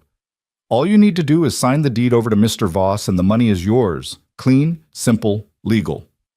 I said no. Finch's pleasant expression cracked slightly. Mr. Voss is trying to be generous here. He's offering you a way out, Miss Reynolds. It would be unfortunate if you refused his kindness and found yourself in even more difficult circumstances. Is that a threat? Elias's voice was soft and deadly. Merely an observation. These mountains can be dangerous for young women traveling alone. Accidents happen. People disappear. Finch tucked the envelope back into his jacket. You have 48 hours to reconsider, Miss Reynolds. After that, Mr. Voss's offer expires and you'll have to deal with whatever comes next on your own.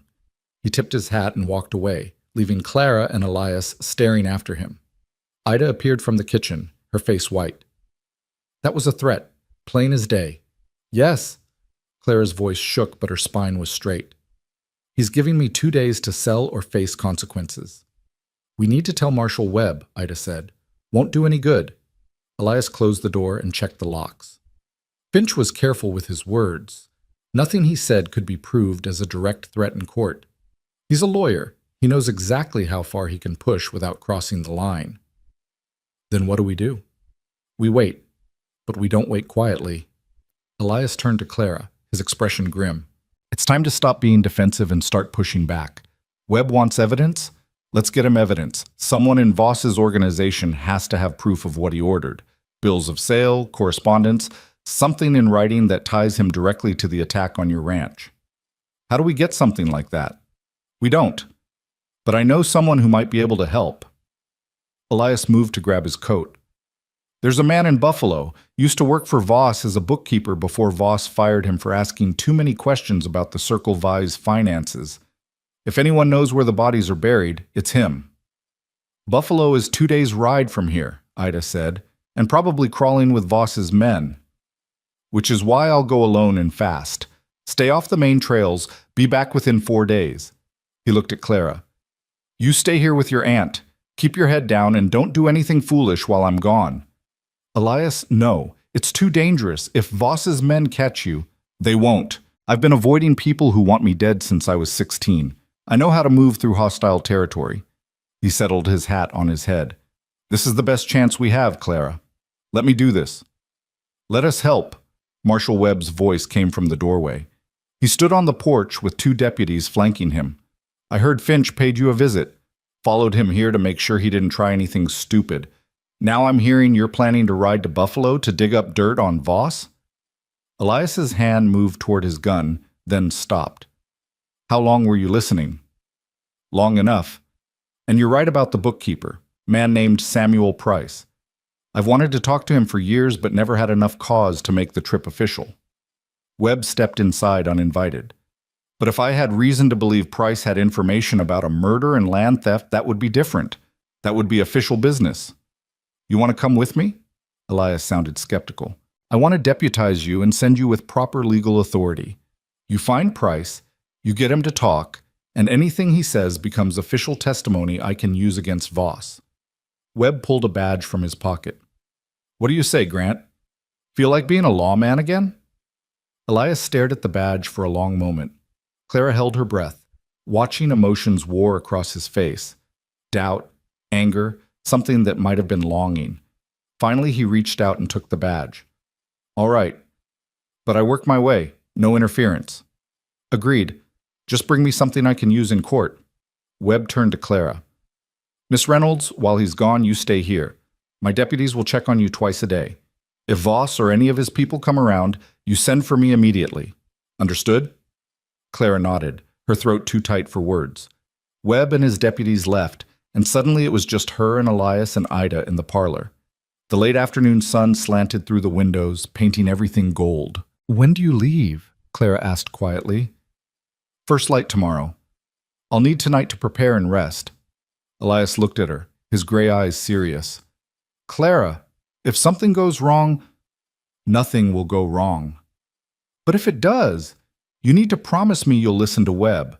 Do what he says, stay safe, don't try to go after Voss yourself." "I promise." The lie tasted bitter on her tongue, but she said it anyway because she could see he needed to hear it. That evening, after supper, Clara found herself unable to settle. She tried to read, but the words swam on the page. Tried to help Ida with mending, but her hands shook too badly to thread a needle. Finally, she gave up and went to sit on the front porch in the gathering darkness, her mother's Bible in her lap. She didn't hear Elias approach until he was settling into the chair beside her. "Couldn't sleep either?" "Didn't try. What about you? You need to rest before tomorrow." "I'll rest on the trail." He was quiet for a moment, looking out at the darkened street. "I keep thinking about what you said that first night, about your father singing while he cooked. He had a terrible voice, but he loved it anyway. Used to sing this old cavalry song, something about riding to glory and beautiful girls waiting back home. I never knew if he made up the words or if it was a real song." "It's real. We sang it in my unit." Elias's voice went distant. "Funny the things you remember, the songs, the smell of coffee on a cold morning, the way light looked through canvas tents, all the little details that meant you were still alive." Clara set the Bible aside and turned to face him. "Are you afraid? About tomorrow?" "No." "Yes. Not about riding to Buffalo or finding Price, but about—" He stopped, then started again. "I'm afraid that I'll fail you, that I'll come back empty-handed and Voss will win and your father will never get justice, because I wasn't good enough to get the proof we need. Elias, you've already done more than anyone had a right to ask. If you come back safely, that's enough." "It's not enough. It won't be enough until Voss pays for what he did." His hands clenched on the arms of the chair. "I've let too many guilty men walk free in my life. Watched too many rich bastards buy their way out of consequences while poor men hanged for stealing bread. I won't let it happen again. Not this time." The passion in his voice made Clara's chest ache. She reached out and placed her hand over his, feeling the calluses and scars that mapped a lifetime of hard living. "Then come back safe, and we'll figure out the rest together, all right?" Elias looked down at their joined hands, then up at her face. Something shifted in his expression, something vulnerable and raw that she'd never seen before. "Clara, I need to tell you something. In case something goes wrong tomorrow. Don't. Let me say this, please." He turned his hand over so their palms pressed together. "When I found you in that grass, bleeding and scared, I thought I was just doing the right thing, just helping someone in need like I'd promised myself after Rachel died. But somewhere between that first night and now, it became more than that. You became more than that." Clara's heart hammered against her ribs. "Elias, I'm not asking for anything. I know the timing's wrong, and I know you're grieving, and I know I'm just a used-up former lawman with more ghosts than prospects. But I wanted you to know that keeping you safe isn't just about doing the right thing anymore. It's about—" His voice roughened. "It's about not being able to imagine a world where you're not in it." The words hung between them in the darkness. Heavy with meaning, Clara wasn't sure she was ready to face. But she didn't pull her hand away. Instead, she squeezed his fingers and said softly, "Then you'd better come back, because I'm not done needing you yet." Something that might have been relief crossed his face. He lifted her hand to his lips, the briefest touch, barely more than a whisper of contact, then stood. "Get some rest. Tomorrow's going to be a long day for both of us." He was gone before Clara could respond, disappearing back into the boarding house. She sat alone in the darkness, her hand still tingling from his kiss, her heart racing with emotion she couldn't name. Around her, the night sounds of Haven Creek continued on. Distant voices, a dog barking, the creak of settling wood. Normal life continuing despite the violence that stalked their steps. Clara slept poorly that night, her dreams full of burning ranches and gunshots and Elias riding away into darkness that swallowed him whole. When she woke to gray dawn light, she found a note slipped under her door. Gone to Buffalo. Stay safe. Remember your promise. E. The first day passed slowly. Clara helped Ida with cleaning and cooking, anything to keep her hands busy and her mind occupied. The deputies came by twice, as Webb had promised, checking the doors and windows and making sure no one suspicious was watching the house. Clara tried to be grateful for the protection, but mostly she felt trapped. The second day was worse. Clara couldn't settle to anything, pacing the house until Ida finally sent her outside to hang laundry just to get her out from underfoot. She was pinning sheets to the line when she heard horses coming up the street. Too many horses, moving too fast. Clara's hands stilled on the wet fabric. Through the sheets, she could see 6 riders approaching the Raymond house, all wearing Circle 5 brands on their saddles. Her blood went cold. The deputies weren't due for another hour, and Elias was 2 days away in Buffalo. She was on her own. The riders stopped in front of the house and dismounted. Their leader, a man Clara recognized from town, Brock Chandler, Voss's foreman.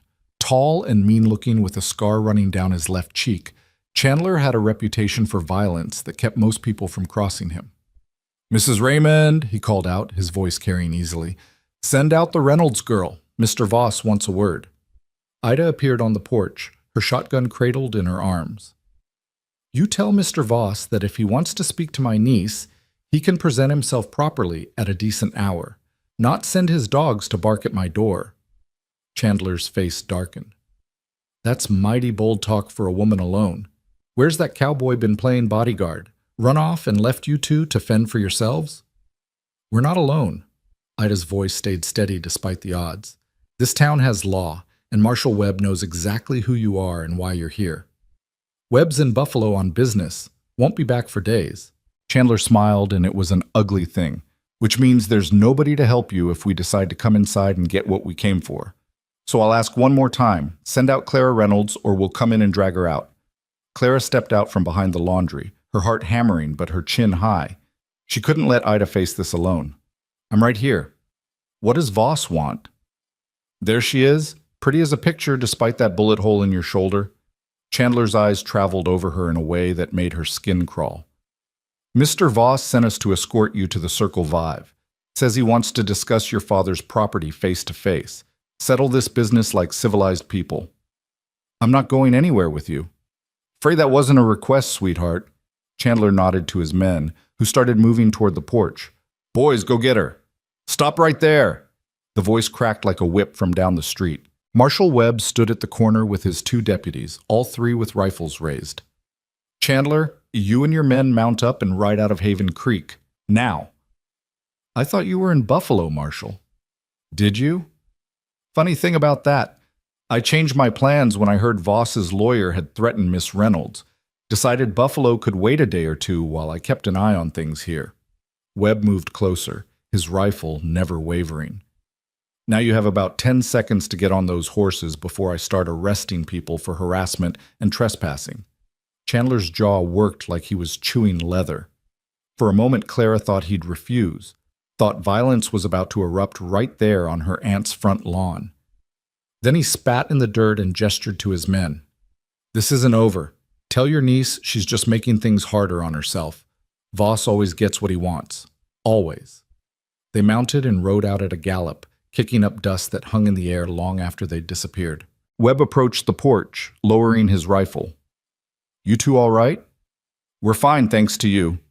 Ida's voice shook slightly now that the danger had passed. "How did you know they'd come?" "I didn't, but I know how men like Voss think. Grant leaves town. They figure Miss Reynolds is vulnerable.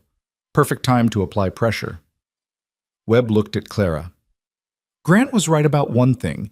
You need to stop being defensive and start fighting back. I sent him to Buffalo for evidence, but we can work on building the case here too." "How?" Clara's hands were still trembling, but her mind was racing. "What can I do that won't get me killed?" "You can testify, publicly, formally." Webb's expression was grim. "I'm calling an inquest into your father's death. You'll stand before the town and tell them everything that happened. Make it public so Voss can't just make you disappear without everyone knowing he did it." "That makes her an even bigger target," Ida protested. "She's already a target. This way, at least she has protection of public knowledge. Harder to kill someone when the whole territory knows your motive. Webb settled his hat back on his head. Think about it. I'll be back tomorrow for your answer. In the meantime, my deputies will be stationed here tonight. No one's getting to you without going through them first. After Webb left, Claire and Ida retreated inside and locked every door and window. They sat in the kitchen drinking coffee neither of them wanted, listening to every sound from outside, jumping at shadows. Night fell, and the deputies took up positions on the porch and in the back garden. Clara tried to eat dinner but couldn't manage more than a few bites. "He'll come back," Ida said quietly. "Elias. He'll come back, and he'll have what we need." "You don't know that. Voss could have men watching the roads, could have already—" Claire couldn't finish the thought. "He's survived this long, hasn't he? He'll survive a little longer." Ida reached across the table and gripped Clara's hand. "You have to have faith, child. In him, in Webb, in justice itself. Because if we give up on faith, Voss has already won." Clara nodded, but sleep eluded her that night. She lay in bed listening to the house settle, to the deputies' occasional low conversations from the porch, to her own racing thoughts. Somewhere out in the darkness, Elias was riding toward Buffalo and whatever fate waited there. And here in Haven Creek, she was preparing to put herself in the crosshairs by testifying publicly against the most powerful man in the territory. Her father's face swam in her memory, his smile, his steady hands, his unshakable belief that doing right mattered more than doing easy.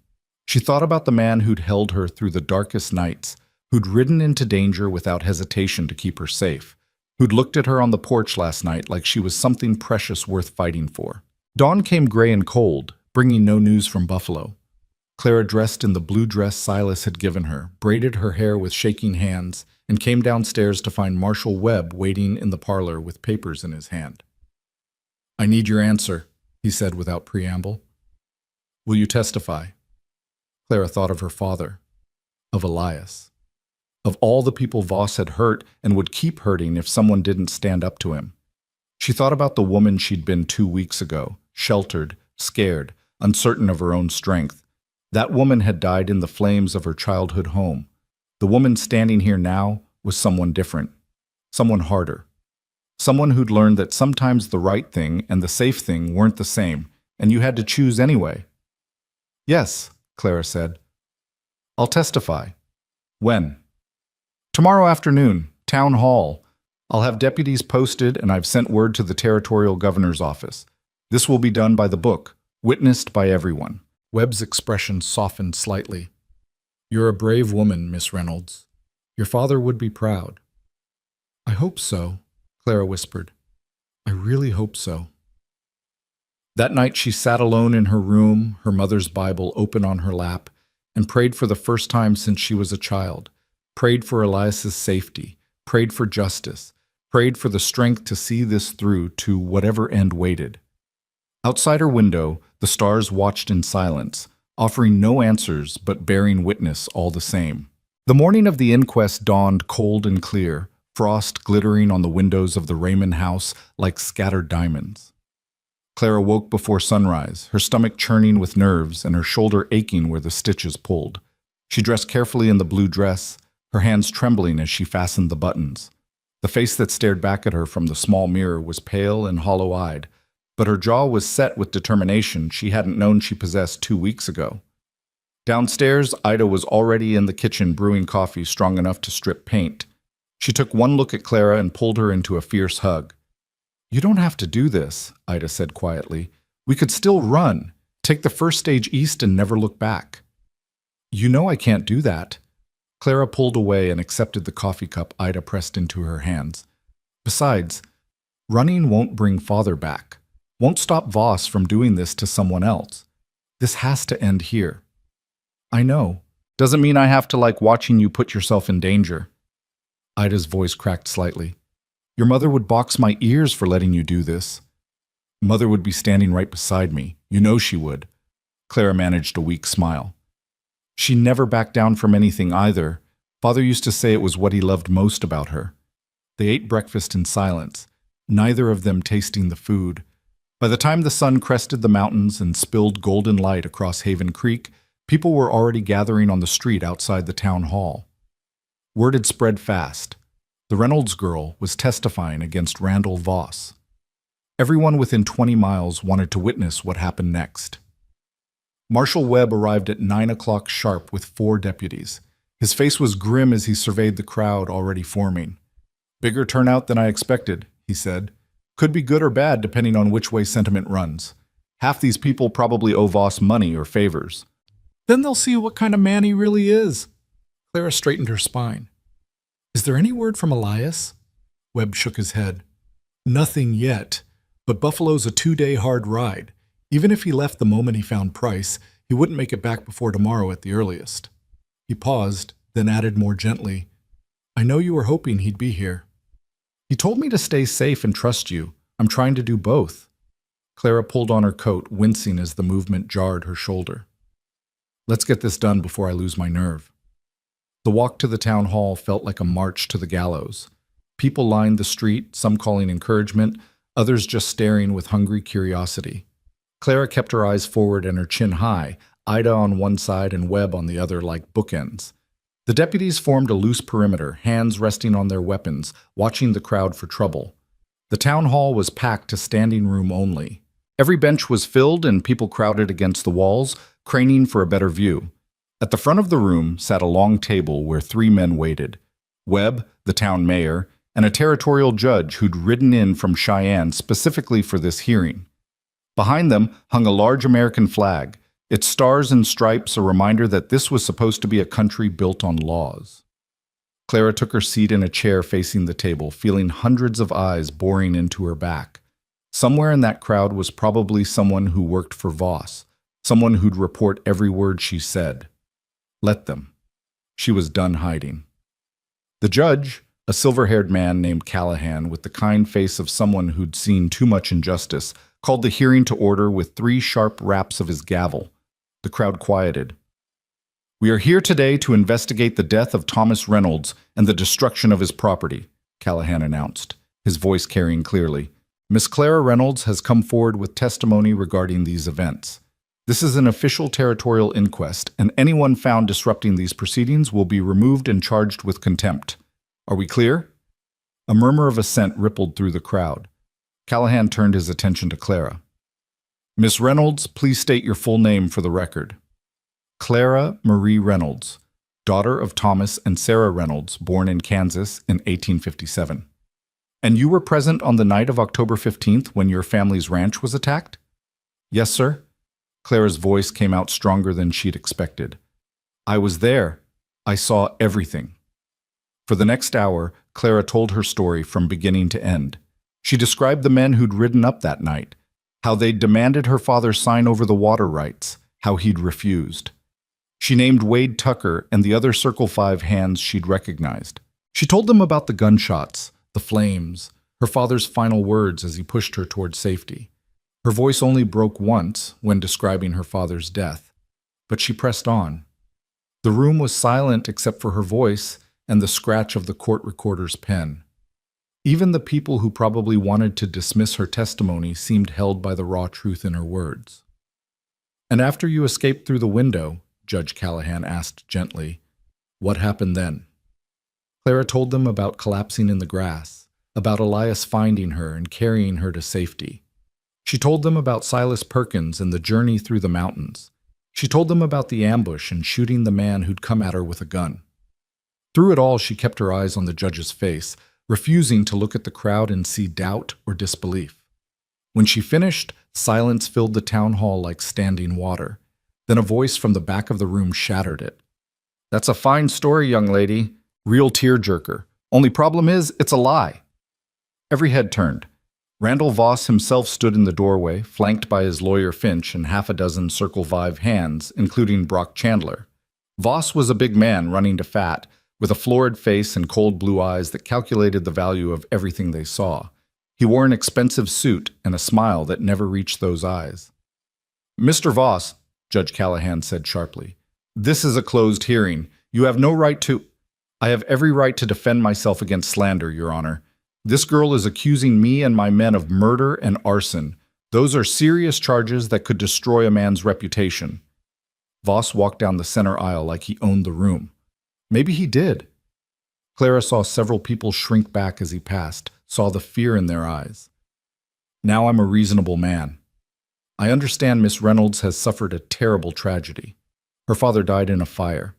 That's documented fact. But to claim my men started that fire? To claim I ordered it? That's pure fantasy born of grief.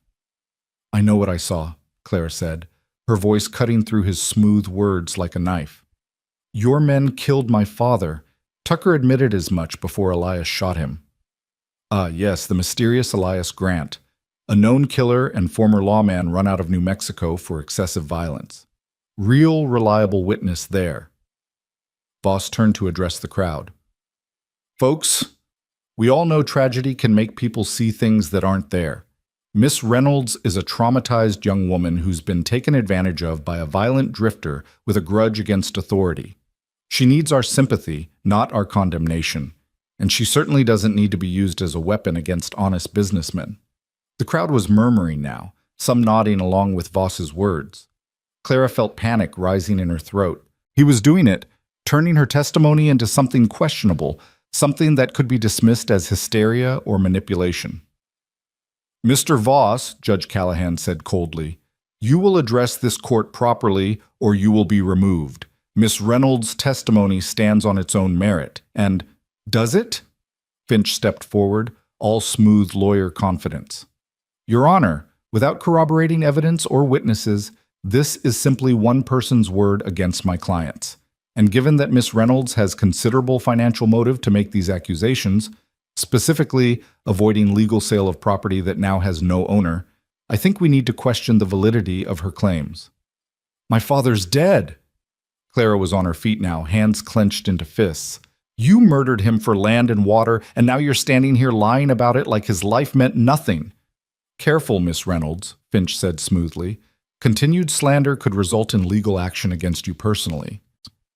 The threat hung in the air like poison.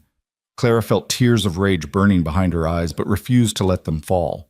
She would not give Voss the satisfaction of seeing her break. Your Honor, Marshal Webb stood, his hand resting on his holstered gun. I'd like to call a witness who can corroborate Miss Reynolds' testimony. What witness? Finch demanded. According to Miss Reynolds herself, everyone at that ranch died except her. Not everyone who worked for Mr. Voss. Webb moved to the door and opened it. Samuel Price, please come in. The man who entered was thin and nervous-looking, with wire-rimmed spectacles and ink-stained fingers. He kept his eyes down as he walked to the front of the room, but Clara saw Voss's face go dark with rage. Price, Voss growled. What the hell do you think you're doing? Telling the truth for once in my miserable life, Price said quietly. He pulled a leather satchel from under his coat and set it on the table in front of Judge Callahan. That's 5 years of Circle 5 financial records, correspondence, and orders, including a letter dated October 10th where Mr. Voss explicitly instructs his foreman to handle the Reynolds problem permanently and make sure there's nothing left to dispute. The courtroom erupted. Voss lunged forward, but Webb and his deputies were faster, pinning the cattle baron's arms before he could reach Price. Finch was shouting about illegal search and seizure. Judge Callahan was hammering his gavel and demanding order. Through it all, Clara stood frozen, hardly daring to believe what she was hearing. Where did you get those? Voss roared, struggling against the deputy's grip. Those are private documents. You had no right. I was your bookkeeper for 8 years, Price said, his voice shaking but determined. I kept copies of everything because I knew someday you'd go too far and I wanted insurance. When Marshal Webb's man came asking questions, I decided it was time to do the right thing. He looked at Clara for the first time. I'm sorry about your father, miss. He was a good man, better than most of us deserved. Judge Callahan had the satchel open and was reading through documents with increasingly grim expression. After several long minutes, he looked up at Voss. Randall Voss, based on the evidence presented here today, and the testimony of Miss Reynolds and Mr. Price, I am ordering your immediate arrest on charges of conspiracy to commit murder, arson, and land theft. You will be held without bail pending trial in Cheyenne. He turned to Webb. Marshal, take him into custody. The room exploded again. Some people cheering, others shouting in protest, still others just stunned into silence. Voss fought like a cornered animal as the deputies hauled him toward the door, his face purple with rage. This isn't over, he screamed at Clara. You hear me, girl? I have friends in high places. I'll be out in a week, and when I am, you'll regret every word you said here today. Keep threatening witnesses, Voss, Judge Callahan said coldly. It's doing wonders for your case. They dragged him out, still shouting threats. Chandler and the other Circle 5 hands melted away into the crowd, suddenly eager to be anywhere else. Finch gathered his papers with shaking hands, his smooth confidence shattered. Clara sank back into her chair, her legs refusing to hold her any longer. It was done. Actually done. Voss was arrested, the evidence was documented, justice was finally within reach. She waited for relief to come, for triumph, for anything except the hollow exhaustion that filled her chest. Miss Reynolds, Judge Callahan's voice was gentle. Are you all right? I don't know, Clara said honestly. I don't know what I am. Ida was there then, pulling Clara into her arms and letting her finally cry. Great shaking sobs that carried 2 weeks of fear and grief and rage, spilling out in the packed courtroom while people watched and whispered. Clara didn't care anymore. Let them see. Let them know what Randall Voss had cost her. When she'd cried herself empty, she pulled back and wiped her eyes. Where's Samuel Price? I need to thank him. But Price had already slipped away, disappearing into the crowd before anyone could stop him. Webb shook his head when Clara asked. Man's probably halfway to California by now. He knew testifying against Voss would make him a target for anyone still loyal to the Circle 5. Smart of him to run while he could. Will Voss really go to trial? He will. And with that evidence Price provided, he'll hang for what he did. Webb's expression was grim. But the man was right about one thing. He does have friends. This fight isn't over yet, Miss Reynolds. Voss will hire the best lawyers money can buy. It could be months before this sees a courtroom, and every day until then you'll be in danger from Circle 5 hands looking to help their boss. The temporary relief Clara had felt evaporated. So what do I do? Just hide and wait? You rebuild. The voice came from the doorway, rough and familiar and impossible. Clara spun around, and there was Elias, dusty from hard riding with exhaustion written in every line of his face. He crossed the room in 3 long strides and stopped in front of her, his gray eyes searching her face. You rebuild your ranch, you rebuild your life, and you show Voss and everyone like him that you can't be broken. That's how you win. Elias? Clara's voice broke on his name. She wanted to throw herself into his arms, but they were in a room full of people, and there were rules about such things, even now. You came back. I promised I would. He pulled the deputy's badge from his pocket and handed it to Webb. Found Price, got the evidence, rode 2 days straight to get here, though it looks like you handled things fine without me. Price beat you here by half a day, Webb said. But your timing's not bad. Miss Reynolds could use some friendly faces about now. The crowd was dispersing, people filing out to spread the news across Haven Creek and beyond. Within hours, everyone in the territory would know that Randall Voss had been arrested for murder. Within days, the story would reach papers as far as Denver and San Francisco. The cattle baron who thought he owned Wyoming had finally been brought down by a 19-year-old girl who refused to stay silent. Outside the town hall, Clara stood on the steps and looked out at Haven Creek. The sun was high overhead, painting everything in sharp relief. Somewhere in the distance, she could hear the mill running and children playing and life continuing on like it always did. What are you thinking? Elias asked quietly, standing beside her. I'm thinking my father would be proud. And I'm thinking I have no idea what comes next. Clara turned to look at him. The ranch is gone. I have no money, no prospects, just a land claim covered in ashes and a cattle baron who wants me dead. Where do I even start? You start by not being alone. Ida joined them on the steps, her face set with determination. The boarding house is yours as long as you need it. And I've got some money saved, not much, but enough to help you get back on your feet. We're family, Clara. We take care of our own.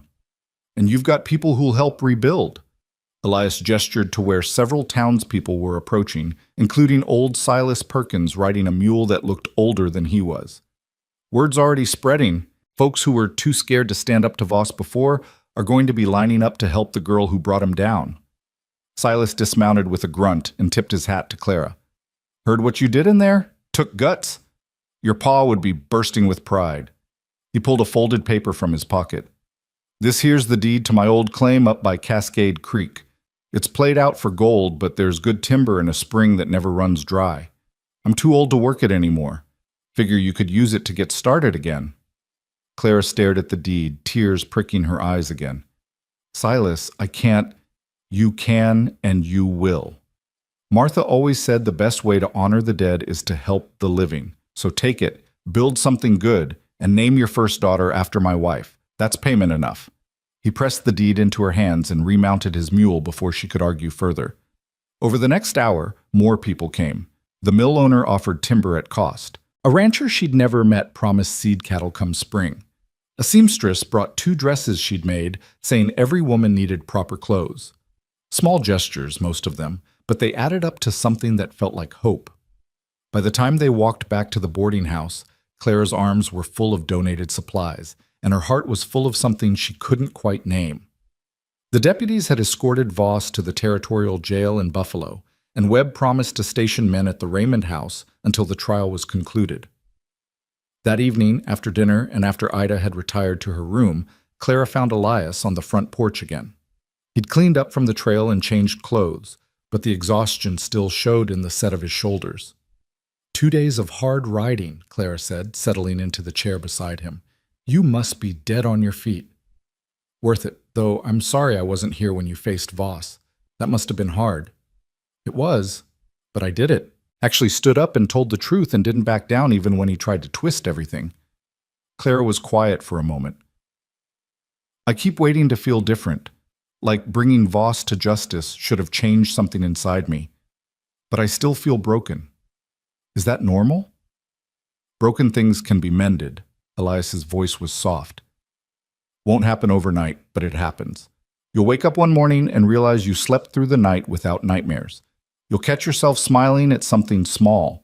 Bit by bit, you'll put yourself back together, and you'll be stronger for it. Is that what happened to you after your sister? Eventually. Took years, but eventually. He turned to look at her. And it helped to find something worth fighting for. Someone worth protecting. The weight of his gaze made Clara's breath catch. Elias, about what you said the other night. You don't have to respond. I wasn't asking for anything. I know, but I want to. Clara reached for his hand, lacing their fingers together. When you found me in that grass, I thought my life was over. I'd lost everything, and I was ready to die. But you wouldn't let me. You carried me through the darkness, and you held me when the nightmares came, and you never asked for anything except that I keep fighting. And somewhere along the way, I stopped being afraid of the dark because I knew you'd be there. Clara, let me finish. She squeezed his hand. I don't know what the future holds. Don't know if we'll get through Voss's trial alive, or if I'll ever stop seeing my father's face in my dreams. But I know that when I imagine tomorrow, you're in it. And that has to mean something. Elias was quiet for a long moment, his thumb tracing circles on the back of her hand. It means everything, he said finally. But Clara, you need to understand what you'd be taking on. I'm not an easy man. I've got demons and debts and more blood on my hands than most men see in a lifetime. Your father was a good man who would have wanted better for you than a worn-out lawman who doesn't even have a place to call home. My father would have wanted someone who'd keep me safe and treat me right. Someone who'd stand beside me when things got hard instead of running. Someone who sees me as strong instead of fragile. Clara turned to face him fully. That sounds like you to me. I don't have money, don't have property, don't have anything to offer except yourself, and that's more than enough. Clara leaned closer, her heart hammering. Unless you don't want... He kissed her then, cutting off her words. It was gentle and careful, nothing like the rough urgency she might have expected. His hand came up to cup her cheek, his thumb brushing away tears she hadn't realized were falling. When they finally pulled apart, both breathing hard, his forehead rested against hers. I want, he said quietly. God help me. I want more than I have any right to. Then take it, take me, take tomorrow and the day after, and every day we manage to survive. Claire's voice was fierce. I'm done being scared, Elias. Life's too short and too hard to spend it alone when you could be with someone who makes you feel whole. They stayed like that for a long time, foreheads pressed together, hands clasped tight. Around them, Haven Creek settled into night, and the stars came out one by one. Somewhere in Buffalo, Randall Voss sat in a jail cell. Somewhere in the mountains, the ruins of the Reynolds Ranch slowly succumbed to weather and time. But here on this porch, two broken people held on to each other and dared to imagine a future that didn't hurt quite so much. The trial came 3 months later, in January, when the mountains were buried in snow and the whole territory seemed to be holding its breath. Clara and Elias traveled to Cheyenne with Marshall Webb and half the town of Haven Creek, people who'd decided that bearing witness mattered, that standing together was the only way to face down men like Voss. The trial lasted 2 weeks. Clara testified again, this time in a real courtroom with Voss glaring at her from the defendant's table. Samuel Price testified too, appearing long enough to present his evidence before disappearing back into whatever new life he'd built. Other witnesses came forward, ranch hands who'd seen things and stayed silent, townspeople who'd been threatened, even a few Circle 5 employees who decided their loyalty had limits. The jury deliberated for 6 hours. When they returned with a guilty verdict on all counts, Clara felt something inside her finally unclench. Justice, real justice, was possible after all. Randall Voss was sentenced to hang. He went to the gallows 3 weeks later, still cursing and threatening to the end. Clara didn't attend the execution. She'd seen enough death. But she felt it when it happened, felt the world shift slightly, becoming a place with one less monster in it. By spring, the snow had melted and Clara was ready to rebuild. She sold what remained of her father's land to a family of homesteaders from Missouri, keeping only the water rights. Those she donated to the town of Haven Creek, ensuring no one else could try to monopolize the resource that had cost her father his life. With the money from the sale and donations from townspeople and Silas's timber claim, she began planning. Elias had stayed through the winter, taking work as Webb's deputy when the marshal offered it. He'd moved into the boarding house properly, in a room down the hall from Clara's, and if anyone in town thought it was scandalous, they kept it to themselves. The man who'd brought down Randall Voss had earned his place in Haven Creek. On a warm day in May, Clara and Elias rode out to Silas's old claim with a wagon full of supplies. The timber claim sat in a valley carved by Cascade Creek, with tall pines and clear water, and enough flat land for a cabin and maybe some livestock. It was beautiful and empty and full of promise. "This is it," Clara said, dismounting and looking around. "This is where we start over." Elias climbed down beside her. Over the winter he'd put on weight, and the haunted look had faded from his eyes. He looked younger now, or maybe just more alive. "We? Well, I can't build a ranch by myself, and Webb said you're wasting your talents playing deputy in a quiet town." Clara turned to face him, her heart in her throat. "I was thinking maybe you'd want to be partners, run cattle together, build something that's ours instead of just mine. Unless, yes." He didn't let her finish. "Yes to all of it. Partners, ranch, future, all of it." Clara laughed, the sound bright and clear. "You didn't even let me finish the proposal." "Didn't need to. I've been waiting for you to ask since December." He pulled her close, his arms circling her waist. "I love you, Clara Reynolds. Have since somewhere around the time you shot that Circle 5 hand and barely blinked. Figured I should probably mention that before we go into business together. I love you too. Have since you held me through that first terrible night and didn't ask for anything I wasn't ready to give." She tilted her face up to his. "So, partners in business and in life? Partners in everything." He kissed her then, long and deep and full of promise.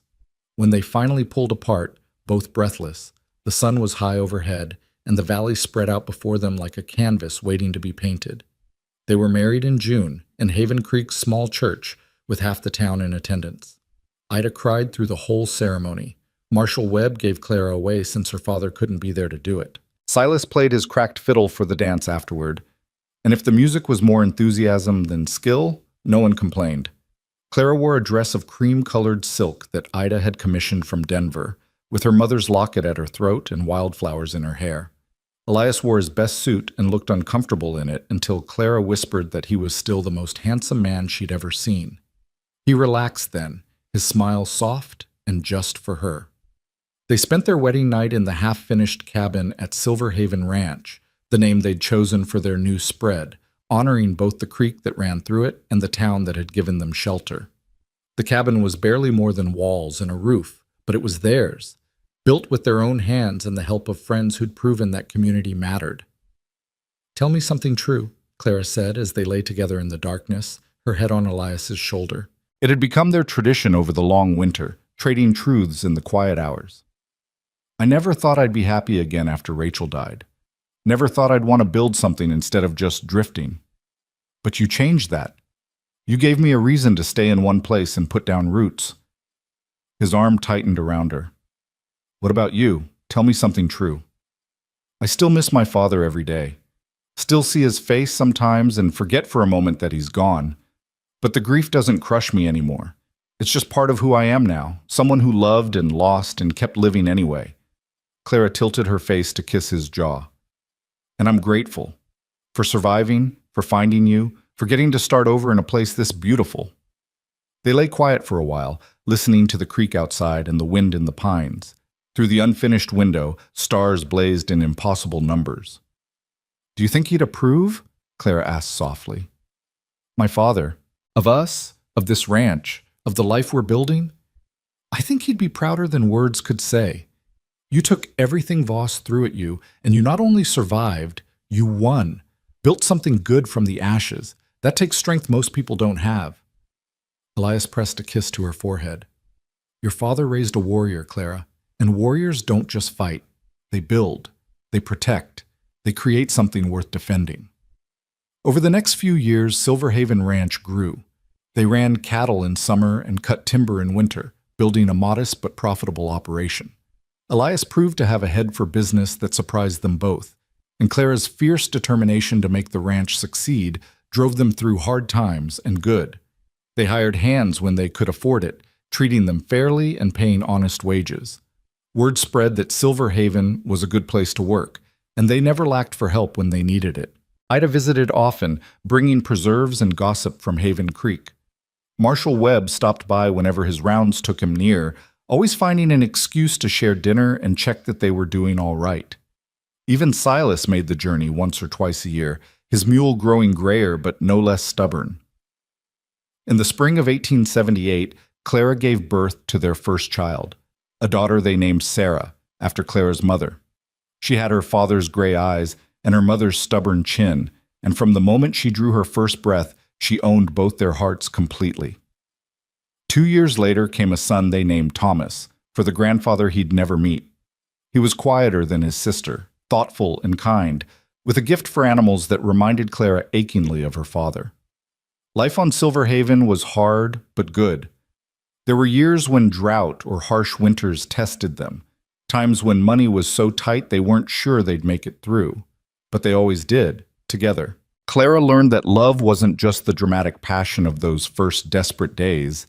It was also the steady comfort of someone who'd rub your sore feet after a long day, who'd hold you when the nightmares came, who'd stand shoulder to shoulder through every storm life threw at you. On a summer evening years later, Clara stood on the porch of their expanded cabin, now a proper house with glass windows and a stone fireplace, and watched her children play in the meadow. Sarah was teaching Thomas to skip stones in the creek, her laughter carrying on the warm breeze. Behind her, she heard Elias's footsteps and felt his arms come around her waist. "What are you thinking about?" he asked, resting his chin on top of her head. "Everything. Nothing. How far we've come from that night in the line shack." Clara leaned back against him. "Do you ever miss it, the wandering, the freedom of not being tied to one place?" "Not even once." His voice was absolutely certain. "This is where I was meant to be. With you, with them, building something that lasts. The only horizon I need is the one with you in it." Clara turned in his arms and kissed him, still finding joy in the simple freedom of being able to do so whenever she wanted. "I love you, Elias Grant. Have I mentioned that today?" "Not since breakfast. I was starting to worry." But his eyes were warm with humor and love and contentment. They stood together on the porch while the sun set behind the mountains, painting the sky in shades of gold and crimson. Their children's laughter echoed across the valley. The creek sang its eternal song. Somewhere in the distance, cattle lowed and a hawk called as it hunted in the gathering dusk. This was what they'd fought for, Clara realized. Not just survival or justice, though those things mattered. They'd fought for this, the quiet miracle of an ordinary evening, a family built on love instead of fear, a future they'd carved out of tragedy and loss and sheer, stubborn refusal to give up. Her father was gone. That grief would never fully heal. But he lived on in the land he'd loved, in the daughter he'd raised to be strong, in the grandchildren who carried his name and his values into a new generation. Randall Voss had tried to erase the Reynolds family from Wyoming territory. Instead, he'd created something stronger, a legacy of courage that would outlast anything he'd ever built. As darkness fell and the stars emerged, Clara and Elias went inside to gather their children for bedtime. Sarah protested that she wasn't tired yet.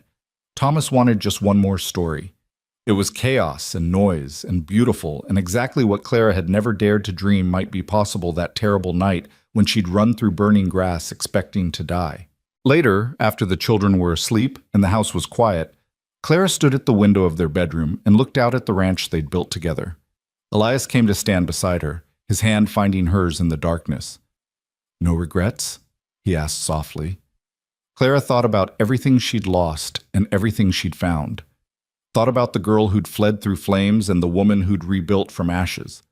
Thought about the stranger who'd held her through the worst night of her life and the man who still held her every night since. "Not a single one," she said. "This life, this love, this family, it's everything I never knew I needed. And I'd walk through fire all over again if it meant ending up right here with you." They stayed at the window for a while longer, watching moonlight paint silver across the valley. Tomorrow would bring its own challenges. There were fences to mend and cattle to check, and 1,000 other tasks that made up the reality of ranch life. But tonight was for gratitude, for remembering how far they'd come and how much they'd overcome to stand here together. The man who'd once asked nothing had given her everything: safety, justice, partnership, love, and a future bright with possibility. And the woman who'd thought her life ended in flames had learned that sometimes you had to lose everything to find what truly mattered. In the bedroom down the hall, Sarah stirred in her sleep and murmured something that might have been her grandfather's name. Thomas shifted in his crib, one small hand curling into a fist like he was already preparing to fight for what was his. And on the porch, the rocking chairs Elias had built creaked gently in the night breeze, waiting for tomorrow's stories. This was Silver Haven Ranch, built on blood and love and the kind of stubborn courage that turns tragedy into triumph. It wasn't perfect, but it was real. It wasn't easy, but it was worth every struggle. And as long as Clara and Elias drew breath, it would stand as a testament to the truth that some things are worth fighting for, and that love, real love, can be found even in the darkest of nights. The cowboy who'd held her and asked for nothing had become the man who gave her everything, and the girl who'd never slept beside a man until that terrible night had become a woman who couldn't imagine sleeping anywhere else but in his arms. Their story had begun in fire and fear, but it ended here, in peace and hope, and the quiet certainty that they'd found exactly where they belonged. Together, always together. Home.